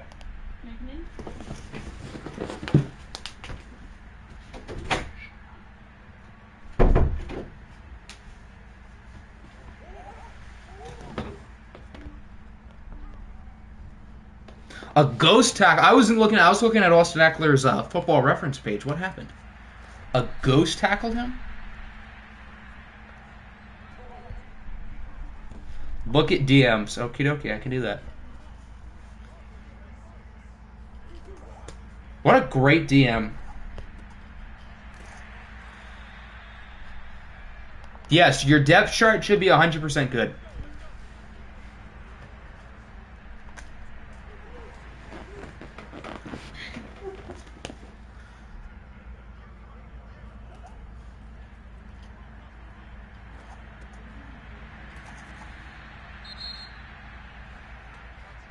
Greg Rousseau hurt. That's not ideal. Don't you love it? Of course I love it. It's the best DM I've gotten since like 2 minutes ago. It's great.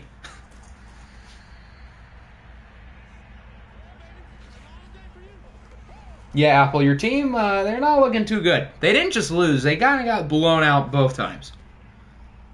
Don't you love it when the stream be lagging? Is it lagging for everybody? Because I haven't noticed any technical issues on my side. I'd rather love than Mason Rudolph. Yeah, I would probably rather love too. Although that doesn't really say a whole lot. But like at this point, even though Jordan Love's been bad, you might as well just stick it out with him. No, it's fine. No. Okay, good.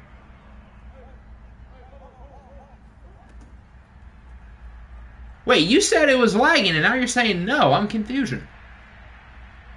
Oh boy, look at Kyler move!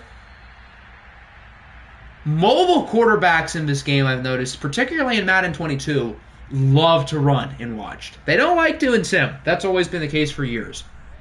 But if you got wheels, you're going to take off a lot, and you're going to be pretty effective. First quarter in the books.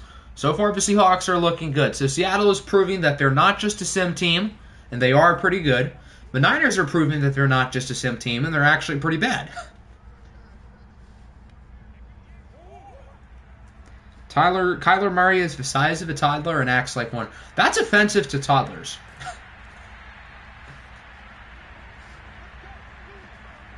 But as I've learned in the past week, people also don't realize how good he is. So it's not like he's spectacular. He's not a superstar yet. He's not a top 5 quarterback. But I don't think people realize how good Kyler Murray is. I get he played awful in the playoff game, and if some of those rumors are true, then he's obviously got some internal work to do. That's great news to hear when you have Lamar Jackson in your division and Justin Fields, and I guess Taysom Hill. I would say Kyler's fringe top 10. Good touchdown for Alexander Madison, I guess. So who's better than Kyler? In no order, Rodgers, Allen, Mahomes, Russ, Watson, Stafford, Herbert, Burrow. I guess Lamar? Yeah, I would put Lamar with Kyler. That's 9. We can't say Brady. I'm used to saying Brady, but no more. Who else? I don't think Dak is better. I don't think Carr is better, although I'd say those two are close. Did I say Stafford? I think I said Stafford, yeah. Herbert is better. Herbert is really good. I would say Burrow's probably like in the 7 to 9 range. I think a lot of people think Herbert's better than Burrow. I think Burrow's better. So I would say probably like 7 or 8. So I guess Kyler's 10, unless there's somebody I'm forgetting about. Which I don't think there is.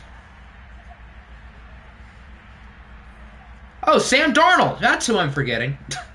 I'm kidding, obviously. You guys aren't an 88. You're only like an 84. So, yeah, you're not an 88. Yes, both Burrow and Herbert are better than Kyler. Not by a lot, but I would... If I needed to win a game, I would choose both of them over Kyler. Deshaun, definitely Deshaun. Without the legal stuff, Deshaun is probably a top 5 quarterback.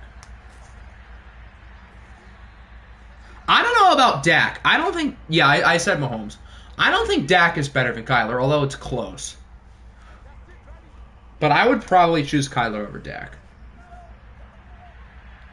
Had they been... The first one you guys lost by almost 30.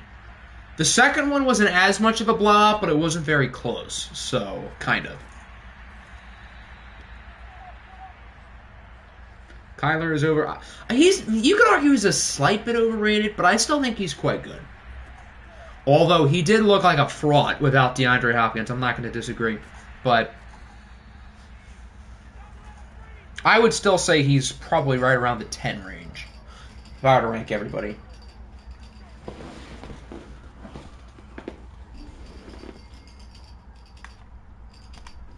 Did you win your games? You guys had I think you had a bye week the first game, and then the second game you guys won by about 40. So, yeah. Kyler doesn't do QB draws with 14. I mean, that wasn't all Dak.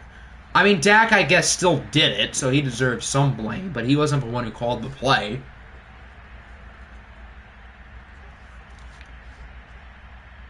So I would say it was partly Dak and partly Mike McCarthy being pretty incompetent. Giddy is V Pioneers. Beats are a sec. I mean, let's not get ahead of ourselves. It's only 2 games, but I guess so far, yes. You guys are doing pretty good here on the back end of the year. 3rd and 7. Ooh, good throw. I didn't think he was in bounds. Richie James, who was acquired from the Pioneers in the, I don't remember which trade. I know they made a deal. I know Grant Delpit was traded to the Niners for somebody. Was it Renfro? I think it was Renfro. Richie James might have been part of that deal, or he might have been a separate deal. I don't know. Stream throws? Huh. So maybe there are some technical stuff. Richie James, yeah, that was the other one. Richie James from Malcolm Jenkins. When you're 0-9 and you win, that does feel like the Super Bowl. You're right. I won't disagree. This is your team's championship. What if the Beats go 4-0 today? Then they would have like an actual shot. Would they? I mean, maybe. That'd be fun. I kind of just hope they do. Just win out. And somehow make the playoffs.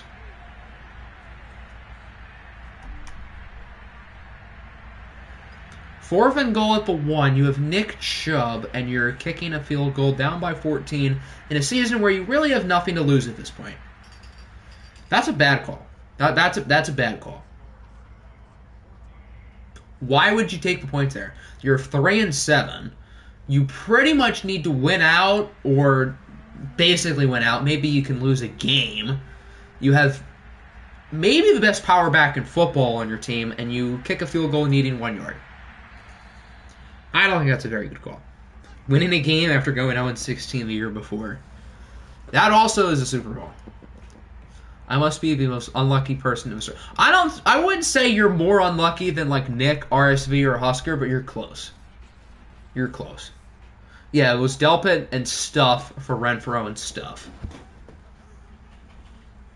Who went 0-6? Well, he was talking about real life.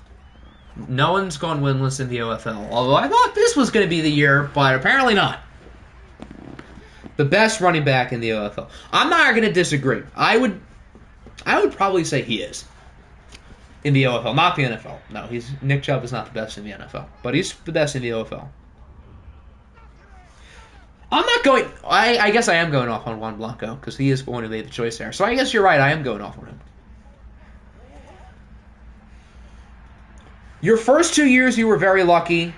21, you obviously weren't, and this year so far, not really. So, I would say you're more unlucky than lucky at this point, but I still wouldn't put you below somebody like Nick, who's been unlucky every year. Benny is... No, they have Alexander Madison. Unless he's hurt, then I guess in that case, Benny Snell might be their starter. That was a nice move. I don't know who that receiver is, but that was a nice little cut. Nobody was winless in OFL history. We've had some teams get close. Where does Zeke rank for running backs? Probably somewhere in the top 10. Both of those touchdowns were by... So I guess Alexander Madison must be hurt. Because when Snell scored, that didn't... I thought it was Alexander Madison because of the hair, but it didn't really look like him. Try losing a playoff game on a Hail Mary. Try losing a playoff game because Madden makes you go for it from the 15 when all you need is a field goal. Is JT a top 10 in the OFL? I don't know. Saquon's up there. I don't know if Saquon's the best. I don't think Tony Pollard's better than Zeke in real life or here. I think Tony Pollard's close. I don't think he's far off from Zeke, but I'm not ready to say he's better than Zeke, but he's close. Kyler is 15 for 17. Kyler has certainly played like an MVP today. He's been really good. The Seahawks could turn this game into a sim going into the third quarter. Josh Jacobs is definitely pretty high, too, among OFL running backs. Although he's been kind of bad today. Well, his whole team has been bad. But he's up there.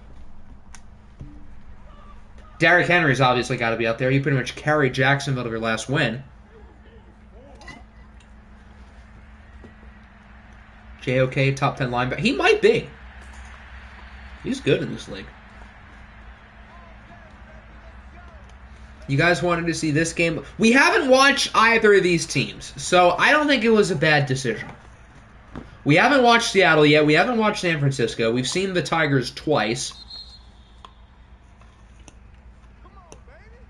Joe Mixon's been really good. Joe Mixon, I think, is certainly at least a top 5 running back in the OFL, maybe higher. You can make an argument that he's 2 or 3. Keenan Allen gets to the 1. Oh, they're not going to have enough time. Oh, they will. They have time for one more play. To score before halftime, Kyler is sacked. Andrew Van Ginkel. So it's 14-3.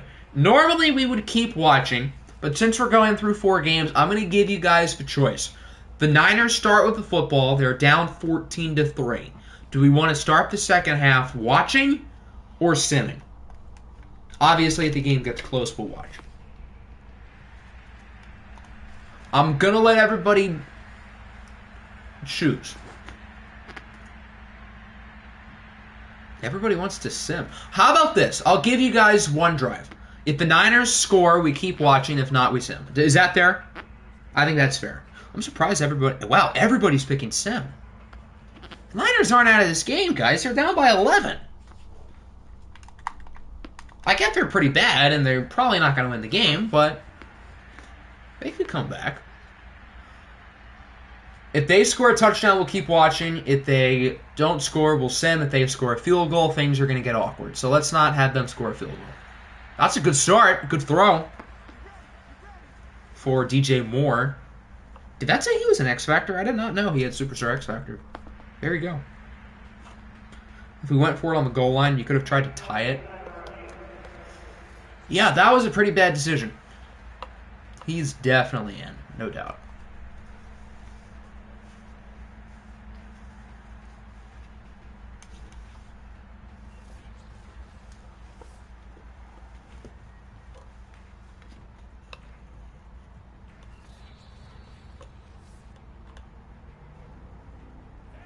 Rattler had intended to transfer to Arizona State. Why? If there was no issues with Arizona State, they would have Jaden Daniels still. I know he was like, oh, they reverse that call? They never reverse it when players are like out of bounds or not. And he was literally inbounds. I don't think I've ever seen that, at least not recently. My hypothesis of challenges has been proven wrong. I thought Madden's challenges were all scripted, but I guess not. The sad thing was he was in bounds. I think Nick Nader is quickly becoming one of the most unlucky coaches in the league. I know this is technically his first full year, but he's getting close to like the Nick, RSV, Husker, Apple tier of unluckiness. Because his team is good. Jordan Love is great in the OFL. And they're just not winning, and then that happens. So he is quickly becoming one of Madden's unlucky coaches. I wouldn't say you're unlucky yet, just because the Ravens haven't really gotten like screwed over by anything stupid. But I mean, the Ravens are last place in the division, so I wouldn't say you're lucky yet either. Anyone named Nick has it bad. That's facts. Bakker's probably in that unlucky tier too. Or he's close. Who's the most... Probably me. We all know Madden doesn't touch me. Madden knows who's king here, okay, guys? But, yeah, it's probably me.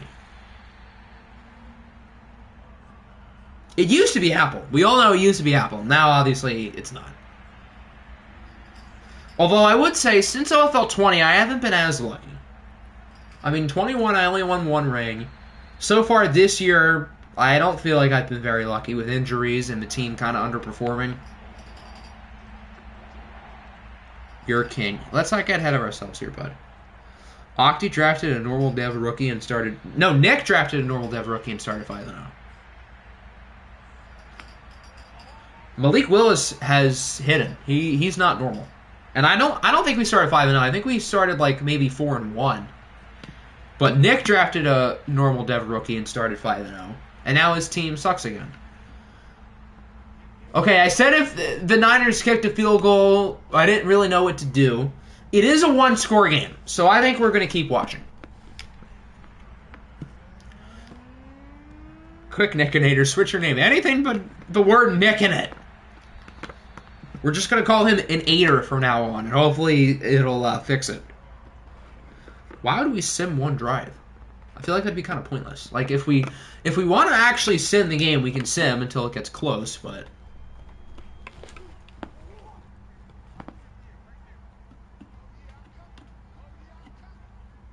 Boatwell, if Boatwell keeps playing well, maybe. I don't think there's a clear Rookie of the Year favorite. Malik Willis is starting to play poorly. Chisholm's starting to play poorly. What the hell?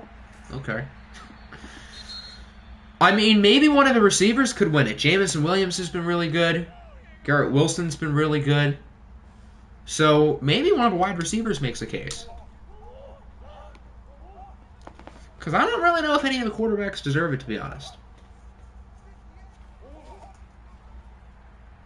I don't think Olave's been as good as Williams and Wilson, but he's been good for you guys. He's been pretty consistent.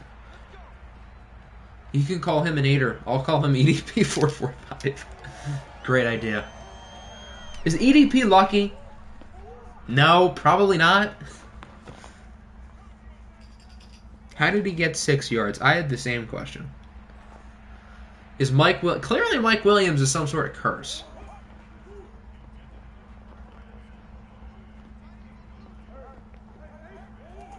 That would be my best guess. The Jets were really bad last year, and they had Mike Williams. And Mike Williams has not won a game. Mike Williams is 0-11 this year. 0-9 with the Beats, 0-2 with Washington. Another good play by Kyler to Keenan Allen, who has 7 for 151. If the Hawks score a touchdown, I think we sim. If they score a field goal, I'm not sure. So now that I say that, they're definitely going to score a field goal. If Cobra is better... Is Cobra a lucky coach? I don't know.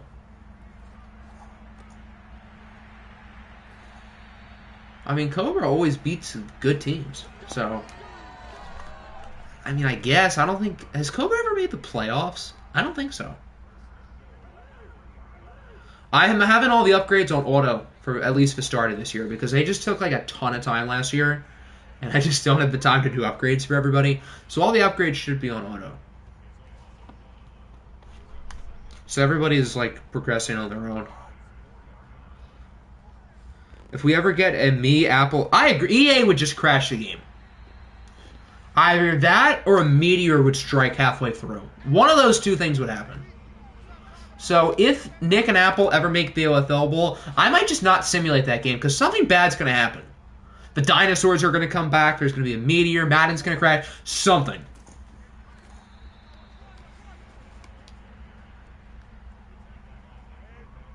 I wouldn't say his Chiefs teams were bottom 5. I mean, Scooter was a good quarterback. His rosters were pretty good. And obviously the AFC West was loaded last year.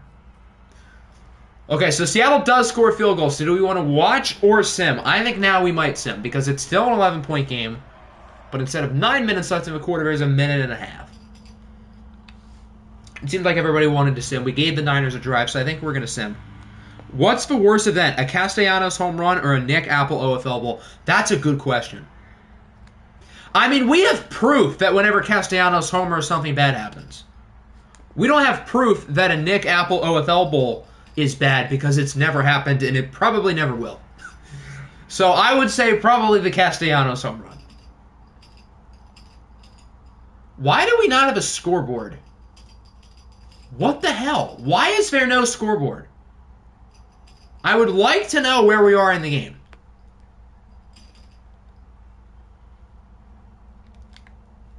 First and goal, 7. They get 5. Second and goal. Touchdown. It's a one-score game. They missed the 2, so they're down by 5 with 7:44. I think we're going to send this drive, and if Seattle doesn't score, we'll hop back in. Probably without a scoreboard for the rest of the game. 19 yards for Marquez Callaway. Madden just said, nah, I don't feel like putting up a scoreboard. 3rd and 10 incomplete. 4th and 10 punt. All right, we're going to watch. Are we going to get a scoreboard? Oh, would you look at that? Look who's back in the flesh.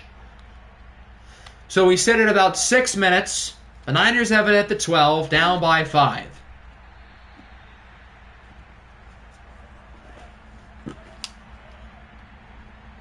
Jordan Love comeback season. It's happening. It's happening, fellas.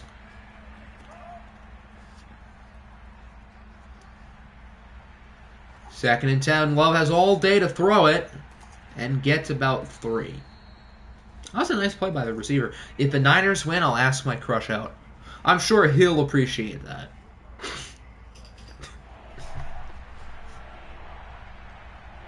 3rd and 7. Richie James has 5 catches for 70 yards. He is low-key showing out. And the Niners get stopped. We'll keep watching. You're convinced you're an unlucky coach. I think everyone's convinced. If we get a me and Apple OFL Bowl, Putin's going to be like, you know, who needs Philadelphia? I mean, if he's only going to go after the city, I'll be fine. So, if he just goes after the city, I don't think we'll have to worry. If the Niners win, I won't pull out the next time you're in bed. Oh, dear. So, do we all agree the Niners need to win the game now? I mean Seahawks. Come on, you know you want to do it. What a punt, by the way. Down at the 4, yeah. Or, I guess, had a punt. Apparently the Niners punter like hats. Who wants... No, the point is that Putin would bomb where I am just so we don't get a Nick Apple OFL Bowl. If I lived in, like, Wyoming, then Putin would bomb Wyoming. For whatever reason. Because who has an opinion on the state of Wyoming? I don't even think the people of Wyoming have an opinion on Wyoming. Seattle is not trying to chew the clock. They're just throwing the ball. And honestly, with how Kyler is slinging a rock today, I don't really blame him. If Russia invades Chicago, I feel like Chief Keef would single-handedly take Russia over. Well, put it this way, I think we'd all pull for him. I'm convinced Wyoming doesn't exist. I agree. Wyoming is just a myth. It's not a real place. There's nothing in the state of Wyoming except for Josh Allen's college football career.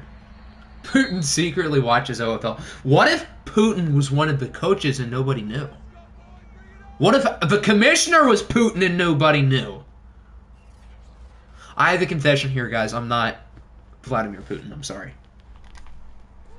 But one of us in this chat is Vladimir Putin, and we just don't know. OFL After Dark. Kyler heaves it up, and it's intercepted! I believe that is Xavier Howard. Oh boy! San Francisco might do this. Xavier Howard undercuts the route. I think he was trying to get it to Marquez Callaway. Oh boy! The former Jet. He was on the Jets, right? I think so. Guess who's not pulling out tonight? Well, the Niners are still down. We have not seen them score a touchdown in watch today. And now Lyle Collins is hurt. I almost called him Landon Collins. So I'm not confident San Francisco is going to pull this off yet. To the person who is Putin in secret, please don't invade Ukraine, I beg. Don't worry, I won't. There's Nick Chubb, who is in the zone. They should just run the ball for a little bit. They have time. I'll give you Kyle Trask. Simcast, so he scored a touchdown. No, I don't feel like it. Guess who's getting rejected? The Niners are not winning this game yet, guys. Let's calm down. Although their offense is kind of moving it. Where's Ukraine? Ukraine borders Wyoming. Yeah. Ukraine, Wyoming, and Yugoslavia are all on like their own island in like the Arctic Ocean. That's what everyone calls it Antarctica, but it's just Wyoming, Ukraine, and Yugoslavia just chilling. You're going to eat those words. I never said San Francisco can't win. I just said they're not winning.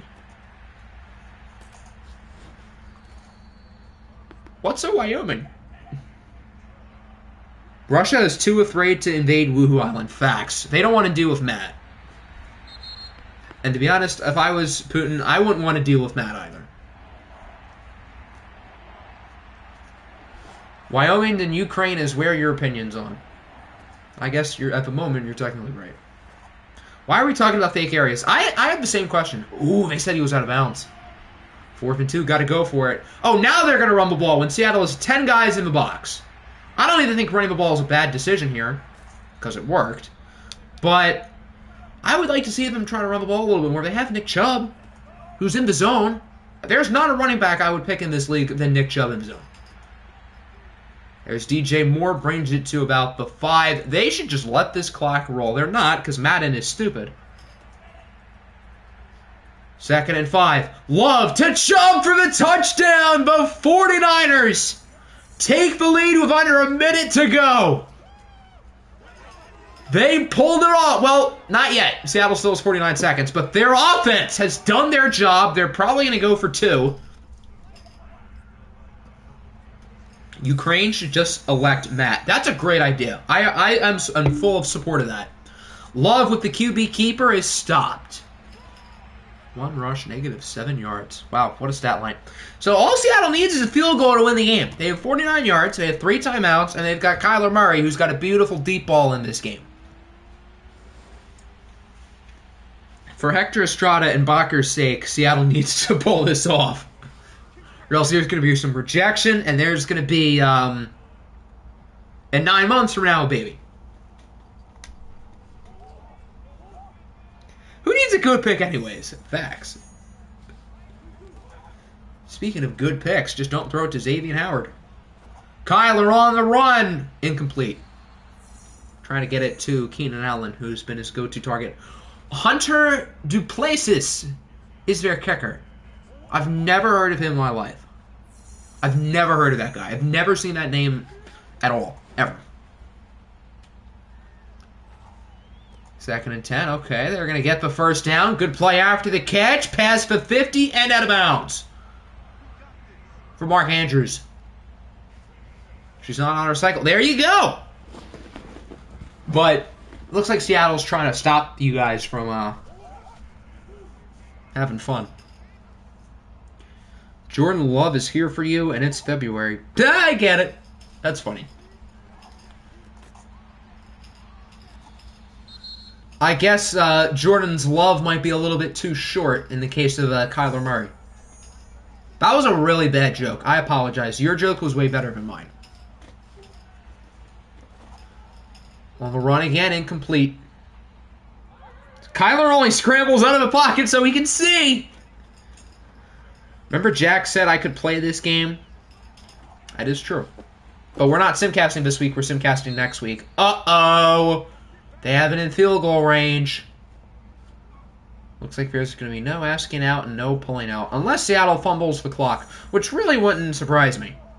They do have a timeout, though. Yeah, they're just trying to get closer. Yeah, they're not going to run another play. They're not stupid. All right, here's the field goal team. For the lead. Why doesn't San Francisco call a timeout here? It's a 41-yarder, and it is good.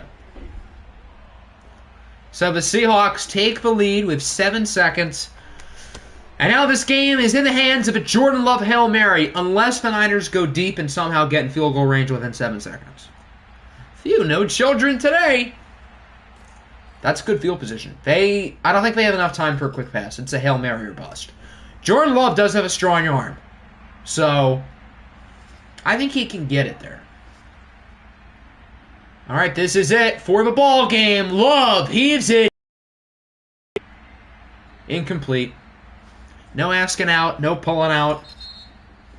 And the San Francisco 49ers do not make it out with a win. It's Seattle who pulls it off 20-18 in one of the weirder games you'll ever see.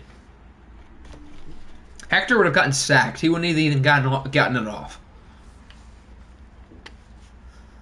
Kyler and Jordan Love had pretty much identical passer ratings, but I feel like Kyler Murray played better. The Tigers' sim game literally is not until next week. So, even if I wanted to sim it now, I can't. Nick Chubb was pretty good. Keenan Allen had a big game. Richie James was really impressive. Make sure your guys are starting. Everybody should be starting. I mean, I can check, but I don't know why they wouldn't. No, next week is in, like, week 13. So, in, like, 15 minutes.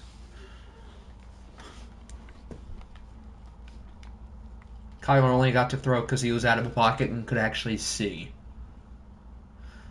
It depends on if the Pioneers get the votes. I've put the Pioneers on the poll a number of times, so they got to get the votes. Just so Apple can confirm that his guys are starting. Mike Williams. Why is he not playing? Oh, he's hurt! Okay, so Mike Williams is injured. My heart dropped when I saw Mike Williams was in here. I was like, uh-oh, what did Madden do? J.J. Watt is starting. Yannick Ngakoue is starting. Who else? I know you made some additions at corner. Casey Hayward, Desmond Kenyon, Chris. I think they're all new, and they're all starting.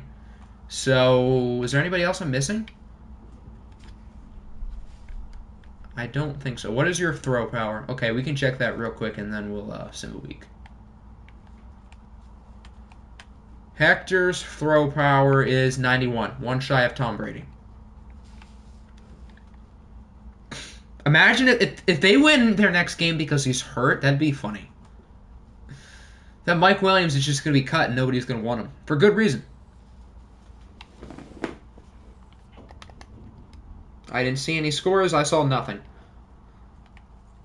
The Dublin Shamrocks lose to the Jets. The Jets have won 2 in a row. Elijah Chisholm outplayed Lamar Jackson. How about that? Jonathan Taylor with a pretty good game. Dallas Goedert played well.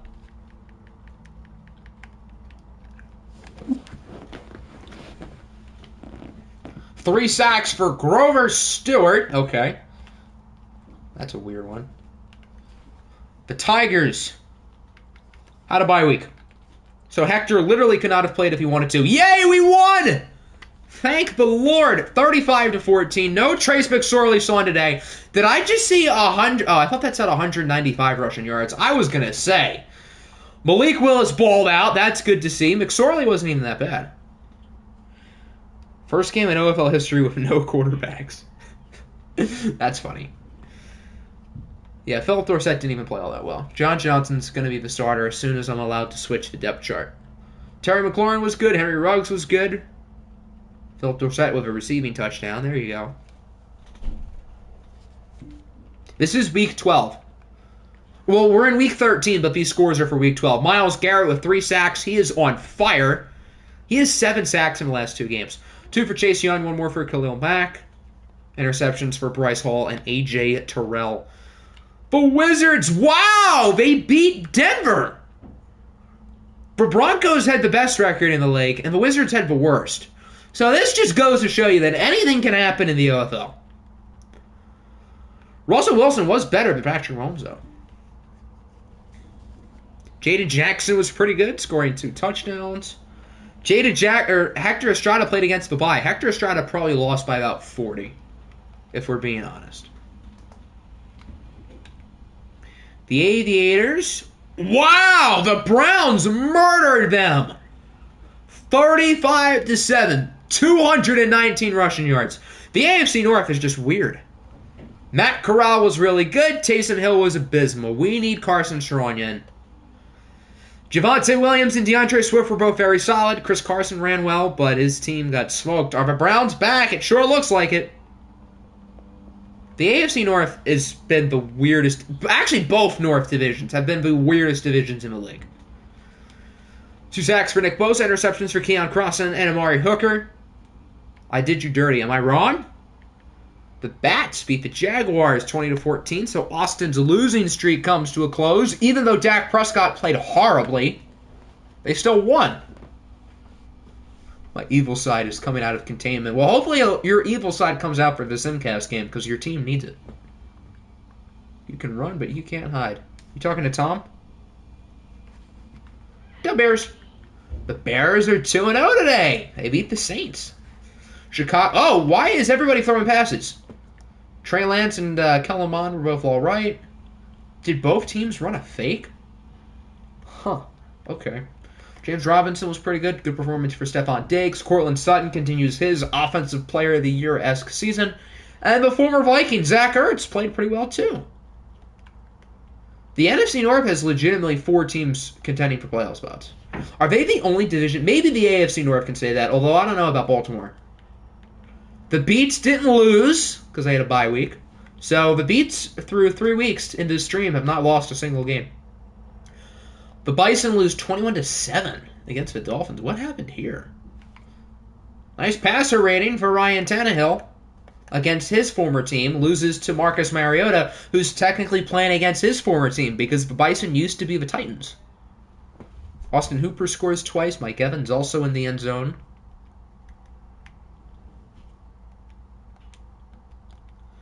Shaq Barrett and TJ Watt, both with big games, along with Brandon Graham. This is weird. Well, Madison is weird, so that'll happen. The Black Knights continue to be the streakiest team on planet Earth. They get killed by the red-hot New York Giants, who are really making a run for this division. Smoking that Aviators pack. Mac Jones is really playing well. The Giants have figured it out. I think the Giants are right in this mix with Washington and London. Saquon Barkley was very good. Aaron Jones was not very good.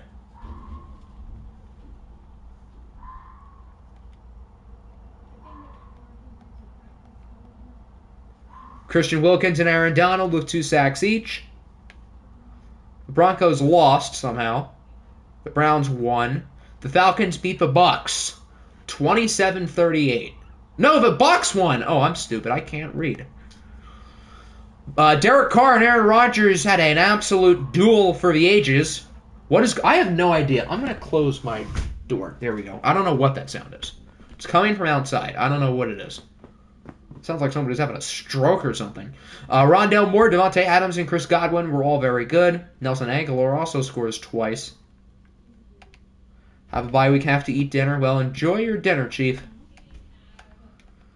2 sacks for Von Miller. The Cardinals beat the Panthers in overtime. Carolina nearly gets their second straight win. Carson Wentz plays pretty well. Josh Rosen, not bad. Not bad at all. Clyde Edwards-Helaire has been quietly really bad.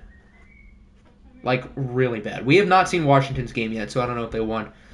Justin Jefferson with a big performance. Will Fuller scores twice. Jalen Tolbert also finds the end zone.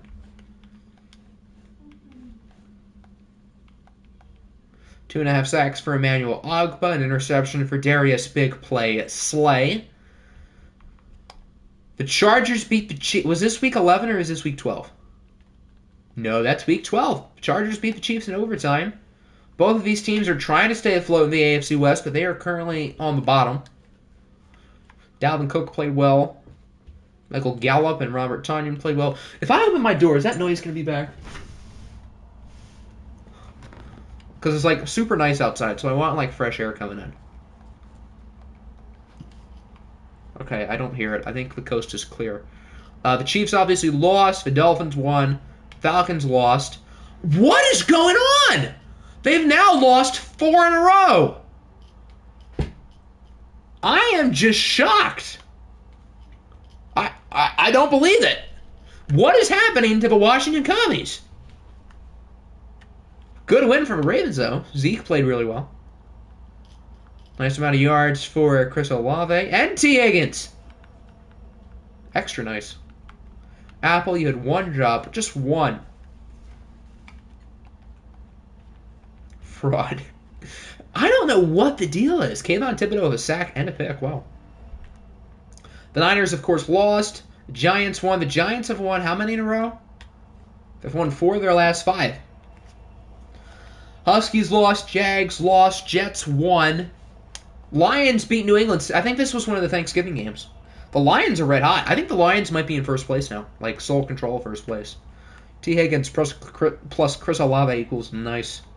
Name someone who tried to make an OFL bowl more than me. I mean, a lot of people have tried super hard. I mean, you guys are still, like, probably in the playoff picture. Carolina lost. The Patriots lost. The Pioneers beat the Rams 31-10, a team they should beat pretty big. They do beat pretty big. Joe Burrow was pretty solid. Desmond Ridder hasn't been all that bad. He hasn't been great, but he hasn't been awful. Mixon, for his standards, was actually kind of quiet. Boyd was pretty good. Renfro scores twice. A guy with one win traded Mahomes. Yeah, well, those, which picks are you talking about? Talking about Huskies picks? Those are definitely going up.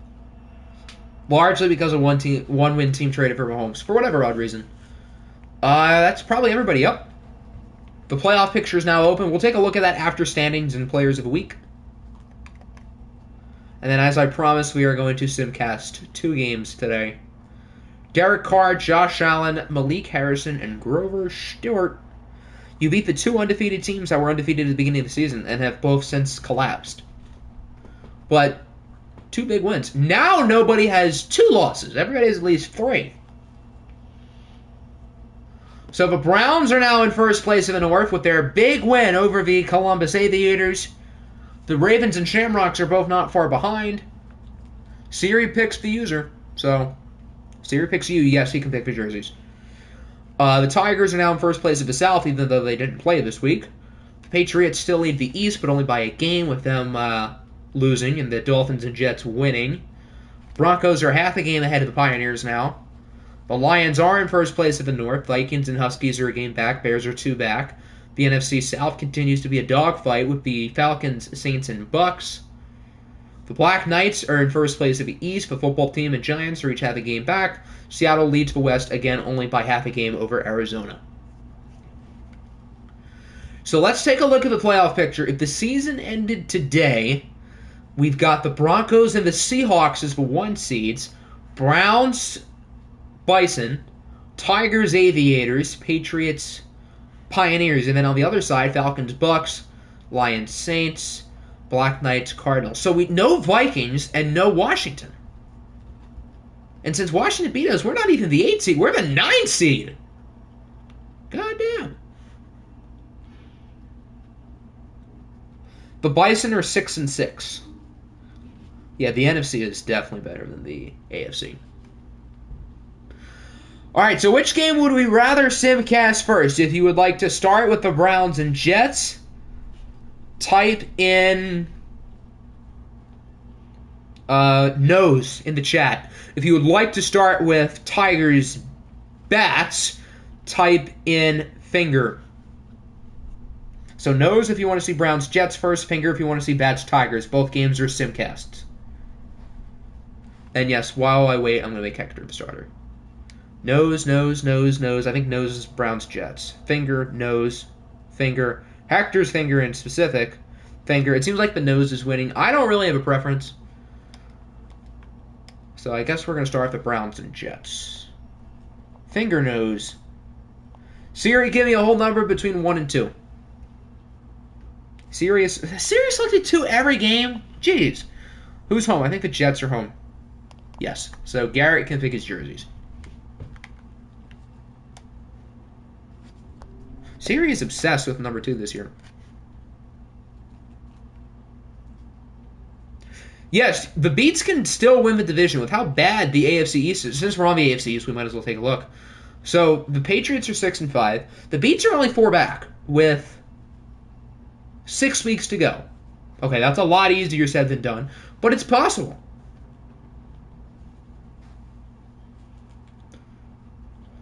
All right, so do we want regular home, black? We could go white.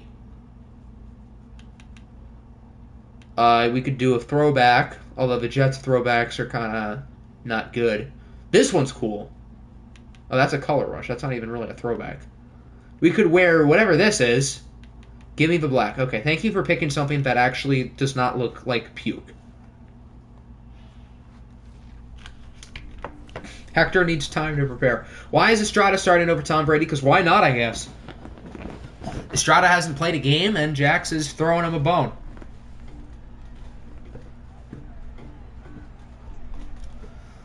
So this game gets close. We will hop in. Both of these teams won last week. The Jets have won 2 in a row.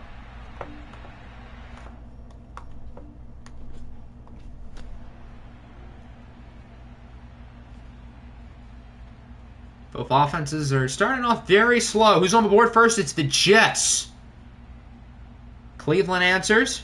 Tied at 7 going into the second half. Jets with a field goal. Jets with a touchdown. Browns with a touchdown. We're going to slow down. So the Jets are currently chewing clock. 2nd and 8. Chisholm is sacked by Malcolm Roach. 3rd and 16. Judy loses 3. We're going to hop in. 4th and 20 at the 42. I don't really think they're in field goal range. Why are they kicking? It's a 59-yarder. That's a bad call. Because now the Browns are going to get really good field position, assuming he misses it. That actually looks kind of good. Oh, it's just short. That was actually pretty close. So the Browns need a field goal to tie and a touchdown to win. They have 2 timeouts in about 2 minutes. Chisholm gets his revenge. Well, Chisholm's team is winning, but it doesn't look like it's because of the offense. Corral goes short on 1st down for, I don't know which one's 24. That looks like Swift's hair. That's probably DeAndre Swift. 1st down, Corral goes short again. I think back to Swift or whoever's in it running back. They're definitely in field goal range. As long as they don't completely mess up the clock, they should at least score something. Corral taking his time with a strike inside the 10. That's probably Tommy Trumbull. And they call timeout number 2. Oh, boy. Hope your game is close when you have the ball at the 50 and I run a game-winning drive. That'd be something. Kind of need Cleveland to lose, but for a good pick. You should just root for both teams to lose and root for nobody to have a good time. Corral on 1st and goal. Short to the running back who is out at the 4. He is out of bounds, though, so it stops the clock. That is DeAndre Swift. Why is Swift getting all the touches? Is Javonte Williams hurt or something? Nope, Javonte Williams just got the ball. They got to call their last timeout now. Or not. Wow, they did get back to the line of scrimmage quickly. 3rd and goal. Why would they use it? They could have just snapped the ball. They'd be stupid to run with it now. Oh, they're just already going to kick. What are they doing? You did not have to call a timeout. You have another play, and there's 11 seconds. All you got to do is throw a check down into the end zone.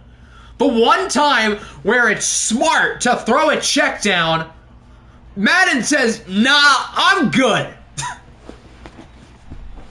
They do score, so it could have been worse. But, geez, that's bad. They could have ran the ball on 3rd down if they wanted to, but they had to waste their timeout. And with 11 seconds, that's more than enough time to throw the ball in the end zone. I mean, that's just so stupid. That is awful clock management. EA Sports clock management is back in full force today, folks. Back and better than ever, like it never... Oh, wow, what a hit. Imagine if that was a fumble. Then the Browns would be laughing. The Jets have Daniel Carlson. Daniel Carlson's good. Oxy going off on Cleveland. Cleveland deserves it for that BS call. 74 snaps to 57. That's a ton of snaps. Holy smokes. Tails never fails. Told you, Brown should have listened. Cleveland's doing this to themselves. I mean, first you just completely mismanage the clock, and then you choose heads for whatever reason. Cleveland wants to lose. They are really trying their best to lose.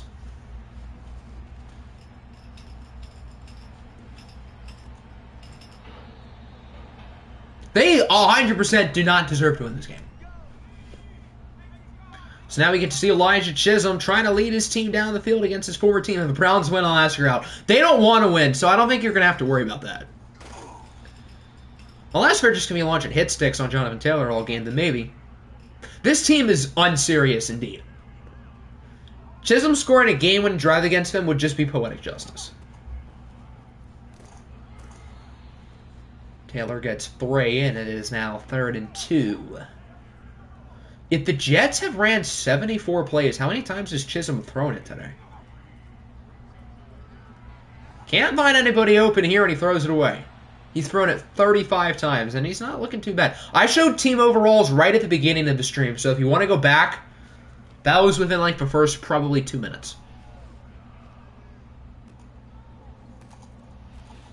So now the Browns get it back. Cleveland has already won a game in overtime in watched this year, back in week, I think, 4. A moss by Jamar Chase to win the game, and now they have the chance to do it again. Javonte with a spin move gets nothing. 1 yard shy of the magic number. I'm sorry for giving you PTSD, but for context, I had to remind us. Another gain of 0 for Javonte, and it's 3rd and 9.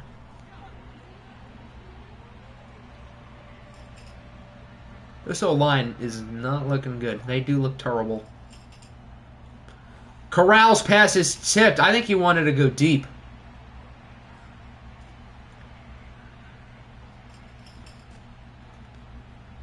Just got a call. The Sicarios, who kidnapped my dad and need 3 million pesos. Poor Hector Estrada Sr.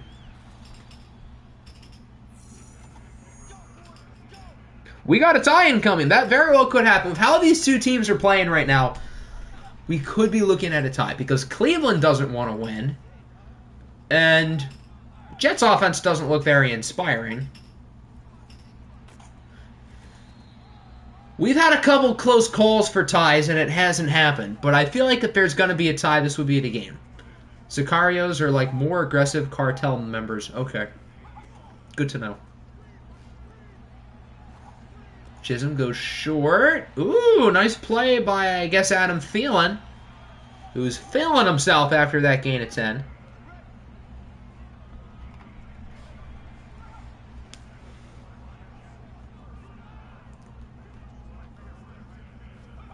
Yeah, if this game does end in a tie, then I think we can confirm the Browns are going to finish 9-7-1. Because that would just happen. Who is 10 on which team? On your team? I don't know. That's a good question. 2 minutes already?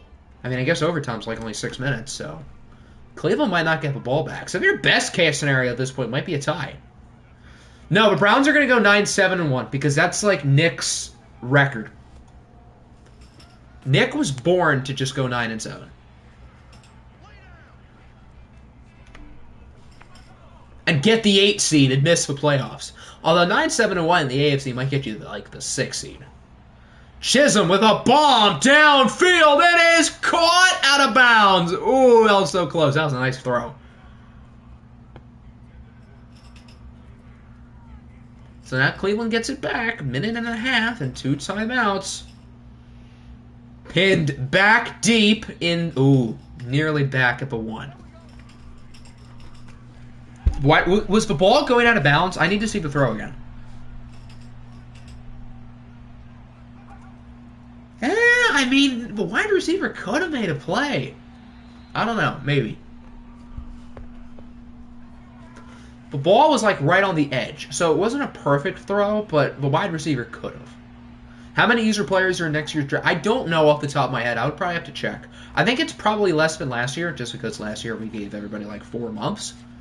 But there's probably a few. I think there's at least like 5 or 6 as of now.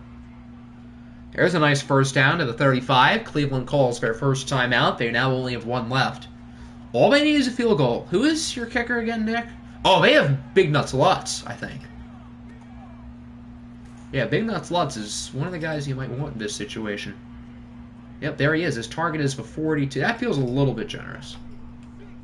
Let's role play that Brady got injured for 1 game and Coach Jax played me. I guess so. How are the overalls for user players decided? So pretty much I look at their strengths and weaknesses. Oh, I thought that was intercepted, but it's caught by Jalen Waddle. I'll get back to my point in a second. Waddle's going to waddle into the end zone for a touchdown. And the Cleveland Browns are going to win it in dramatic fashion. And he waddled away, waddle, to the very next day. Bop, bop, bop, bop, ba, da, da. It's the Miracle at Meadowland. No, that's a real play. I can't steal that name. Does the MetLife Miracle exist? I know the Miracle at Meadowlands exists. That was Deshaun Jackson. Does the MetLife Miracle exist? Because that would be... I thought that play was going to get picked off. If we look at that play again... Hold on, let me go back. I thought that was going to be a pick 6. That corner, I think that was Jalen Ramsey. He jumped the route perfectly, but misplayed the ball, and Waddle took it to the house.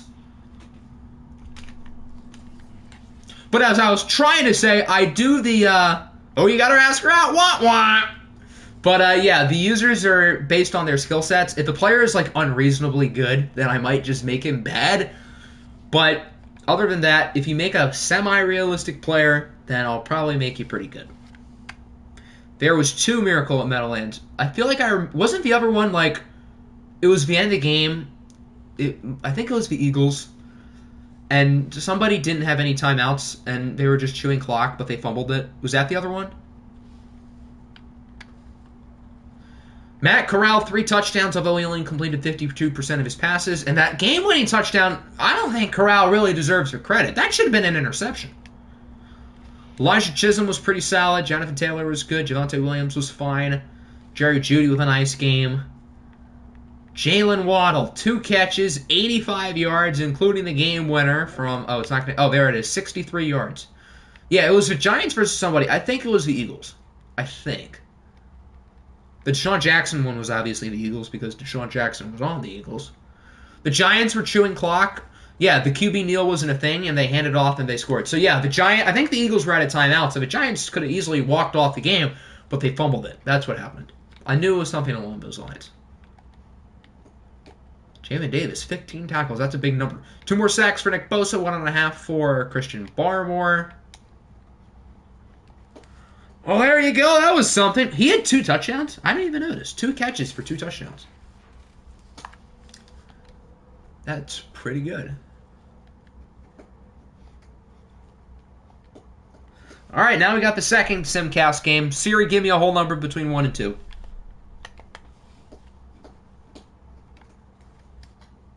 Why did Siri just tell me the Cavs are playing the Pistons tomorrow? That's not what I asked. Also, why are we playing tomorrow? Oh, that's next Thursday. I think Siri just thought I asked if the Cavaliers played tomorrow. That's definitely not what I said. It says the Cavaliers are not playing tomorrow. The next game is against the Pistons next Thursday at 7. I definitely didn't ask that. Siri, give me a whole number between 1 and 2. I do not care when the next Cleveland Cavaliers game is. No. Stop showing me the next Cavs game. Give me a whole number between 1 and 2. 1. Finally, it's 1. I think the bats are 1. Oh, we can't even user the bats. Because they don't have a user. Because the game won't let me. So I guess we're usering the Tigers by default. So I guess Siri doesn't pick the rules here. Siri, I guess, is a big Cavs fan, clearly. If that's what she's telling me twice in a row. What? Why would that be on manual? Whatever. All right, Oh, I can edit both teams' jerseys because the bats aren't a user. Okay, so for the bats, do we want... These blue jerseys are kind of sick, I'm not going to lie. But Jackson Hector can pick the Tigers jerseys. Do we want all orange or do we want white jerseys? Siri wants me to become a Cavs fan. Well, guess what, Siri? I'm not going to do it.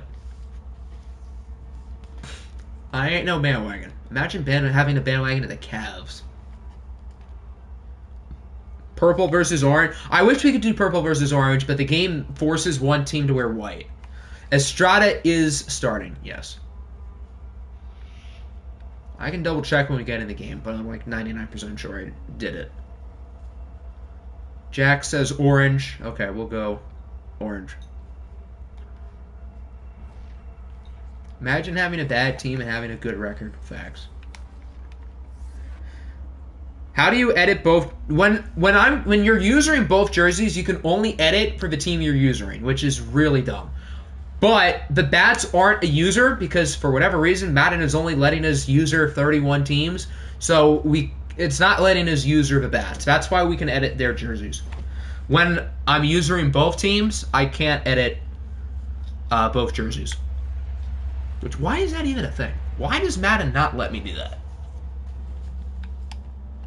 So just to confirm, they showed Hector in the opening cutscene, so that would imply that he is starting. There you go. I'll use what Brady taught me well. Well, that's a good start. The Tigers score. Imagine if Hector throws like 5 touchdowns. What's going to happen? Bats with a score, tied at 7. All the Simcast games have been really close. Not a lot of offense, so maybe Hector is not doing all that well. The Bats now lead by 2 scores. Chicago with a late touchdown, but it doesn't matter. So in Hector Estrada's debut, he loses to Dak Prescott and the Bats. Brady will still start. What if Hector threw for like 1,000 yards and the rest of his team blew it? 50% completion percentage, 1 touchdown, no picks. Not a great game. He was certainly outperformed by Dak Prescott. Christian McCaffrey was pretty bad, though. Mecole Hardman with a decent game. Higbee and Beckham were solid. So I think it's fair to say... Billy Price is god-awful. I guess it's fair to say the Hector Estrada experiment is over. D Ford gets 3.5 sacks. It's his first game, and he did get a touchdown, but he still didn't really play all that well.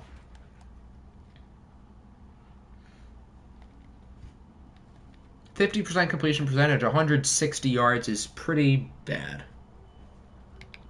So I'll before I forget, I'll just make the change now. Who caught your touchdown? It was here, let me see the stats real quick. Imagine being nervous right now. Imagine not being nervous. Mecole Hardman caught the touchdown.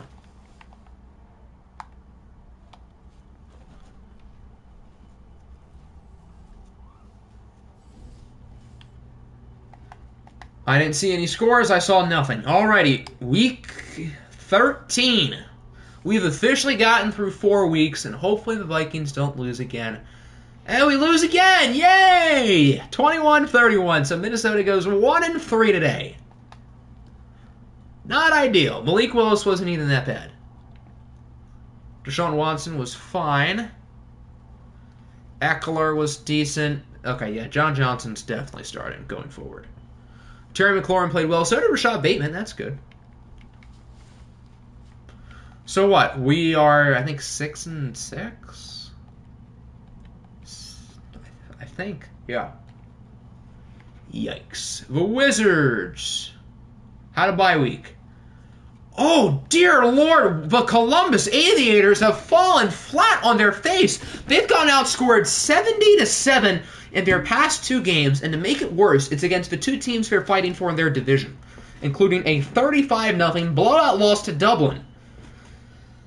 Yikes! Are the Aviators frauds? I'm sensing fraudulent vibes. The fraudulent detector is going berserk right now. I kind of had a feeling the Aviators were kind of fraudulent, and obviously they're proving it here.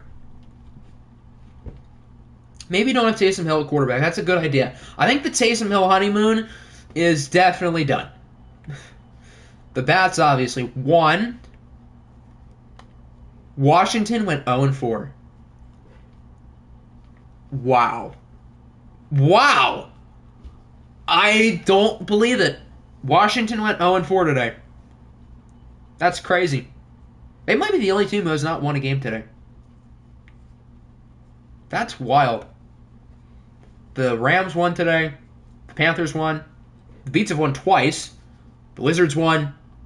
Those are the 4 worst teams in the league right now. But apparently Washington, who had 5 touchdowns from Justin Herbert, got outdueled by 5 touchdowns from Kellen Mond. Well, Kellen Mond is just that dude, so it makes sense. Taylor Heineke with a perfect passer rating, by the way. So much for trading all those picks, yeah.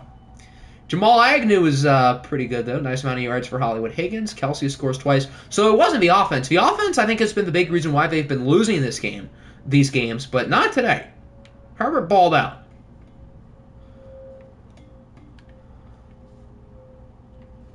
Oh my God! So Washington goes winless today, and the Beats go undefeated. You cannot make this stuff up. You cannot make this up at all. The worst team in the league does not lose a game in our 4-week stream. The best team in the league does not win a game. And Brady Boatwell played excellent. Trevor Lawrence played horribly. This has just been such a weird season, and I love it. Marquez Valdes-Scantling, who was part of the Mike Williams trade, might I add, 10 catches for 130 yards and a touchdown. Mike Williams is 0-13. Yannick Ngakoue is also 0-13. I know everybody's talking about Mike Williams. Yannick Ngakoue is also 0-13 this year. Because he was traded as well here at the deadline to Washington. No, your game was the last Simcast game. This is the last week we're going through. The Bison had a bye week. The Black Knights had a bye week. The Broncos are also starting to become fraudulent. Unlike the Aviators, I thought Denver was legit. But they are starting to look like frauds too. Zach Wilson played well. The Jaguars are like the weirdest team. Like, they're kind of still in it, but like they're kind of not. I have no idea what to feel about the Jacksonville Jaguars. I think they're a team who's going to be like in it until the end. Kind of like all of Pepper Jack's Steamers teams last year. Like, it seemed like they were never going to get in, but they're always close. They're always on the bubble. They're always on the outside of the bubble. The Browns, of course, won. The Bucs, with back-to-back wins over Atlanta and New Orleans. Tampa Bay is starting to prove themselves to be quite good. Derek Carr outperformed Trey Lance in this game. Yeah, Russ is looking like OFL 21 Russ right now. Which, as we all know, is not a compliment. Yes, we will take a look at the award races after this. Good catch. I probably would have forgotten.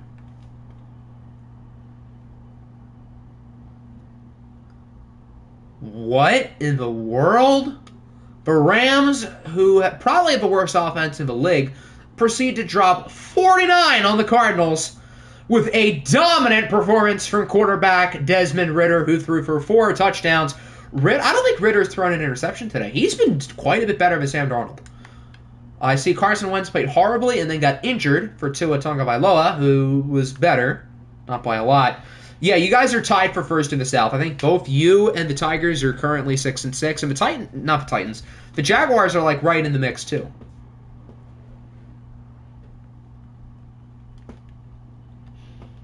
But the Rams had their quarterback in Desmond Ridder. Shout out to Zadarius Smith, 4.5 sacks, and then 3 sacks for Aiden Hutchinson.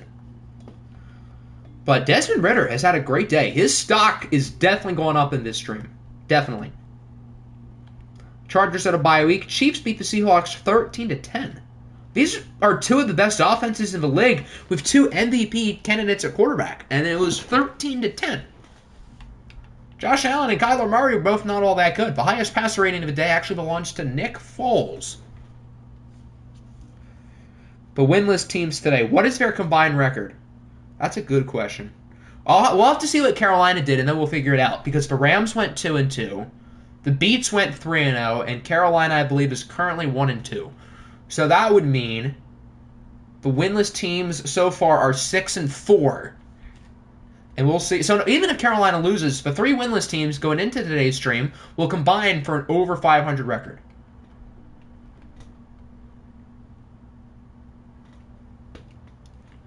The Dolphins beat the Huskies in overtime. Not a great stream here for Toronto as they go 1-3. And the Mahomes trade is not proven to turn out well, although it seems like their defense lost them the game because Marcus Mariota played really well. Hashtag start Howell. I don't care if Mariota played well. We want Howell. The Falcons lose again. Wow, look at San Francisco.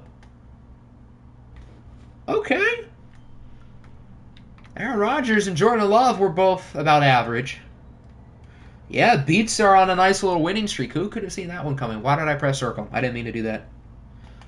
Darn you, Dolphins. Nick Chubb played well. Bobby Trees was solid. Justin Ross, 69 yards. Nice. Justin Ross has had a pretty good day today with significantly more playing time with the Hunter Renfrow and Brandon Ayuk trades. DeVarce Buckner, 1.5 sacks. The Commanders obviously lost again. The Niners won. Look at the Giants. They went 4-0. Good for them. So Carolina lost. So the 3 winless teams going into today, Carolina, the Rams, and the Beats, have went 6-5. What is IT's dev? All of the hidden development traits are going to be shown in the next stream, so we will learn it all then. I don't know if I'm going to do it at the beginning of the next stream or the end, but we'll figure it out. Or maybe in the middle. I don't know. We'll see. Mac Jones and Josh Rosen were both decent. Saquon Barkley, 3 touchdowns. Does this mean the Giants are in first place? Shout out to Jalen Reagor, by the way. He played great. Whereas Justin Jefferson had 1 catch for 6 yards. Jalen Reagor outgained Jefferson by 161 yards. It's almost like the Eagles knew it all along. 4 sacks for Harold Landry, 2 for Jordan Brooks. They each had an interception, along with Rashaan Evans.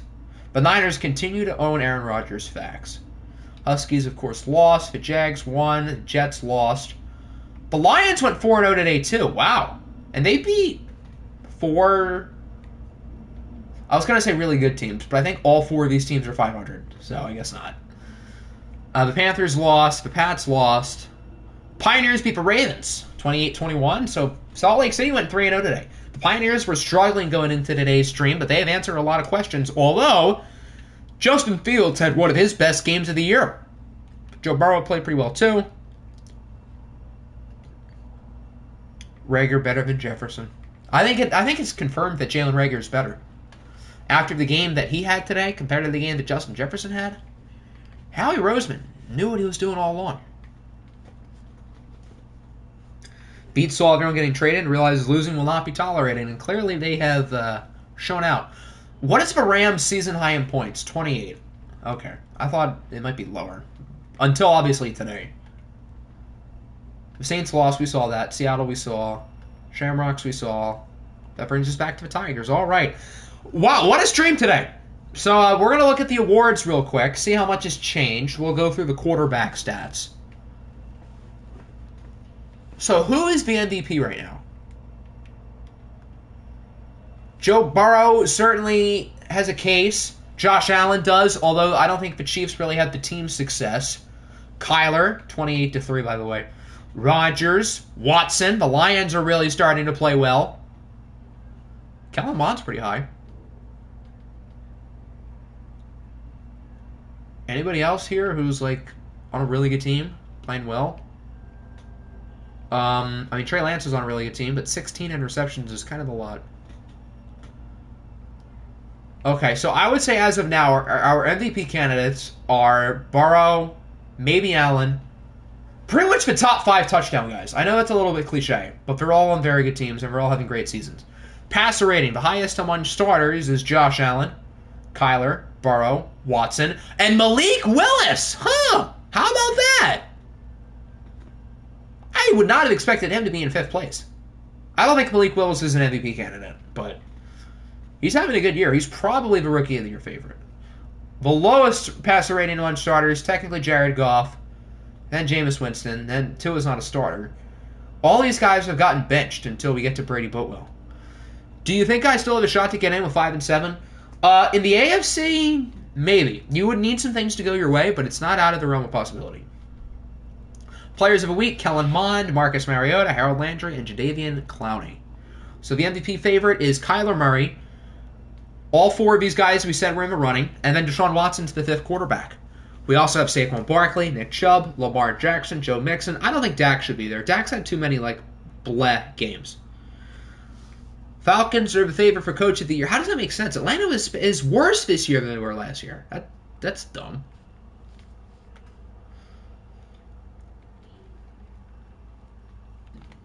Josh Allen and DeMarcus Lawrence are the offensive and defensive players of the year in the AFC, respectively. Wow, Kayvon's in 9th.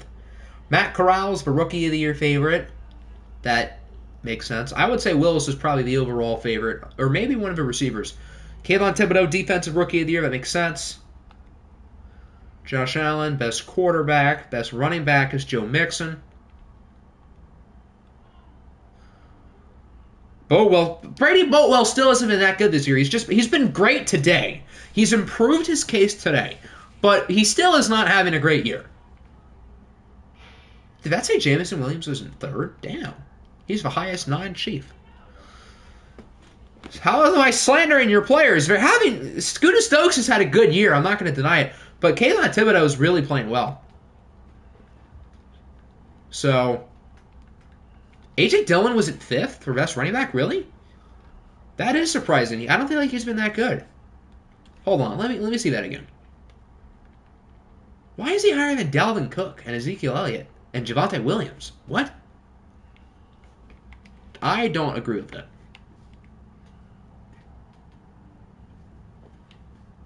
Kyler is the Offensive Player of the Year favorite, and the NFC Defensive Player of the Year favorite is Emmanuel Ogbah.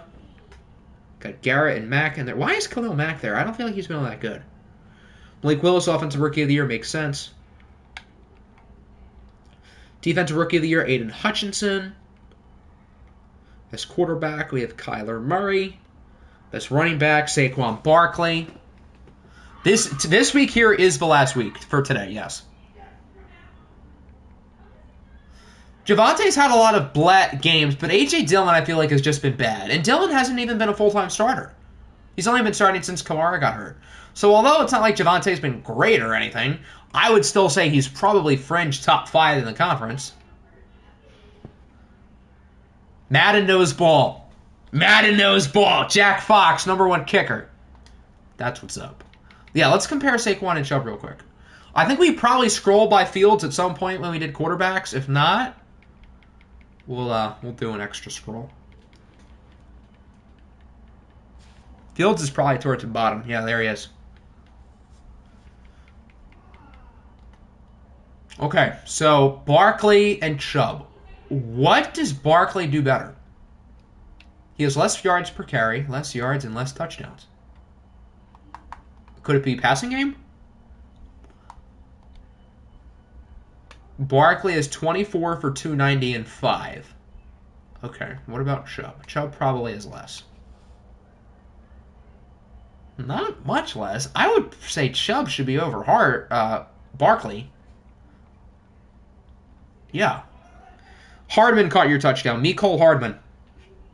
Mixon's been balling out. I mean, you don't really have to call it because it's kind of obvious. Joe Mixon's been great. Yeah, Javonte's in 7th for yards, so even if he's had a couple blag games, he's still been really good. Wow, A.J. Dillon's that high? Really? I need to see his week-by-week stats. I don't feel like he's been that good. I stand corrected. Wow. In today's stream, particularly, minus the last 2 games. Huh. The more you know. I apologize, A.J. Dillon. Stream Saturday or Sunday? I'm not sure. We could always do Monday, because a lot of people are probably off. Chubb gives me a Chubb. All right, let's take a look at the standings and the playoff picture. Then we'll take a peek at the injuries and the Week 14 and 15 schedule, and then that'll do it. The only team with 3 or less losses is the Salt Lake City Pioneers. How about that? The AFC North, the Browns have overtaken first place with their win, and the Aviators getting completely dragged in the mud by Dublin. The Bison and Tigers are still in first place. Jacksonville's only a game back, though. I'm telling you guys, look out. The Patriots and Dolphins are tied for first place in the East. Jets are only a game back, and the Brooklyn Beats are trying to make some noise. They've won 3 in a row. The Pioneers lead the West by half a game over the Broncos. It seems like it'll be those 2 teams battling it out. The Lions are 8-4. Everybody else is 6-6. The NFC South continues to be super close with Tampa Bay, Atlanta, and New Orleans. The Black Knights and the Giants are both 7-5. Washington's a game back. Washington has to be on the longest streak currently, right? Seattle and Arizona is still separated by a game as they both lost. Yeah, Washington is on the longest losing streak, and they're on the tied for longest streak in general with Detroit, who has won 5 in a row. Yeah, we'll take a look at James Conner right at the end. All right, injuries. We've gone through 4 weeks, so there's bound to be something. Okay, nothing new for us other than Gibson, of course, which sucks. But Jarius Sneed and George Karlaftis. I think both of these are new for the Aviators. They kill Roby Coleman. That one feels new. Obviously, Kamara. Carson Wentz, complete MCL tear. What is his injury rating? So he's obviously out for the year.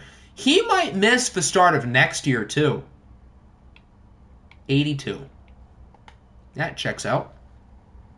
So Tua's going to start the rest of the year in Arizona. And the Cardinals are good. Remember, they're 8-4. And he'll probably start the first couple of games next year. What has happened in Kansas City? Jordan Poyer, fractured kneecap, done for the year. Chris Jones feels new, too. Cam Akers, broken wrist. That's new. Mike Williams is another week with his abdominal tear. Bobby Okereke with an abdominal tear. Kenny Gainwell and Chase Winovich, both of those seem new. Kendall Fuller, torn labrum. Dalton Reisner, dislocated hip. Bobby McCain, torn labrum. Oh, when did this happen? Alexander Madison out for the year with a broken ankle. Week 11. Wow. So that's why Benny Snell played. Elijah Mitchell, broken thumb. And that's it, because we used your Tigers. So next year, I think we're only going to do 2 weeks again. I think what the schedule is going to look like is week 14 and 15 will be the next stream. Then week 16 and 17. And then I always like to do the last week of the season on its own, where we usually watch 2 or 3 games and we simcast the rest. So that's what we're going to do for week 18. So week 14. This isn't too bad of the game. Vikings beats. I mean, the beats still, I'm not ready to call them a playoff contender. Bears-Giants is a good game. Both of these teams are red hot. Huskies-Lions could be interesting. Pats-Ravens isn't bad. Dolphins-Browns isn't bad. Washington-Jacksonville. Pioneers-Chargers. Bucks-Niners maybe. A lot of these games are great. This game, first place in the AFC South, the winner. Because the Bison and Tigers are both 6-6. Aviators-Falcons is a good game. And then week 15, want to see Desmond. I wouldn't mind watching the Rams. It depends on if they have like a tank bowl. That would be kind of fun. Shamrocks Ravens, Bison Washington, Salt Lake Jacksonville, beats Patriots. This could be a big game for playoffs. Saints Aviators, Lions Bears I kind of like. Giants Brown. I want to watch the Giants. The Giants are playing really well. I'm curious to see them. I feel like they'd be the type of team who's good and watch too. So I kind of want to watch New York. Seahawks Broncos isn't bad. Cardinals Chargers, Vikings Black Knights. There are some good games in there. And then for Bacher, we can take a look here at James Conner, and then that will do it. So the next stream will be Saturday, Sunday, or Monday. I'm not entirely sure yet. I'm going to have to figure out which day I think suits the best for me, because I don't really know. We want the beats, not the Bison. The beats. 18 for 83, 24 for 105, 18 for 88, and 5 total touchdowns. That's pretty good. Nothing in the receiving game, though. I mean, your depth chart should be set the way you put it, so I don't have time to check depth charts. But whatever you put it as is whatever is in the game. Yes, Hector does have hidden. What does that usually end up? Chances are star, but you never know. Could certainly be a superstar or a superstar X Factor. Which, speaking of, we will be showing depth traits for the hidden development rookies at some point in the next stream. I don't know if it'll be the beginning or the middle or the end, but it'll be at some point. So, yeah, I'm not entirely sure, but I'll let you guys know. when we do that. So week 14, week 15, and the development traits next stream, yes. So yeah, this stream nearly lasted 3 hours. A 4-week marathon of OFL 22. We've gone through weeks 10 through 13, and it's been a pretty wild stretch. The Beats didn't lose today, and Washington didn't win today. So it seems like anything is possible here as we go through the final 5 weeks of the year and enter our first full playoff run in OFL 22. So hope everybody enjoyed. Next stream will be sometime this weekend. Again, I'll let you know what day I'm thinking pretty soon, and we'll probably have the polls up as well in the near future. So yeah, hope everybody enjoyed.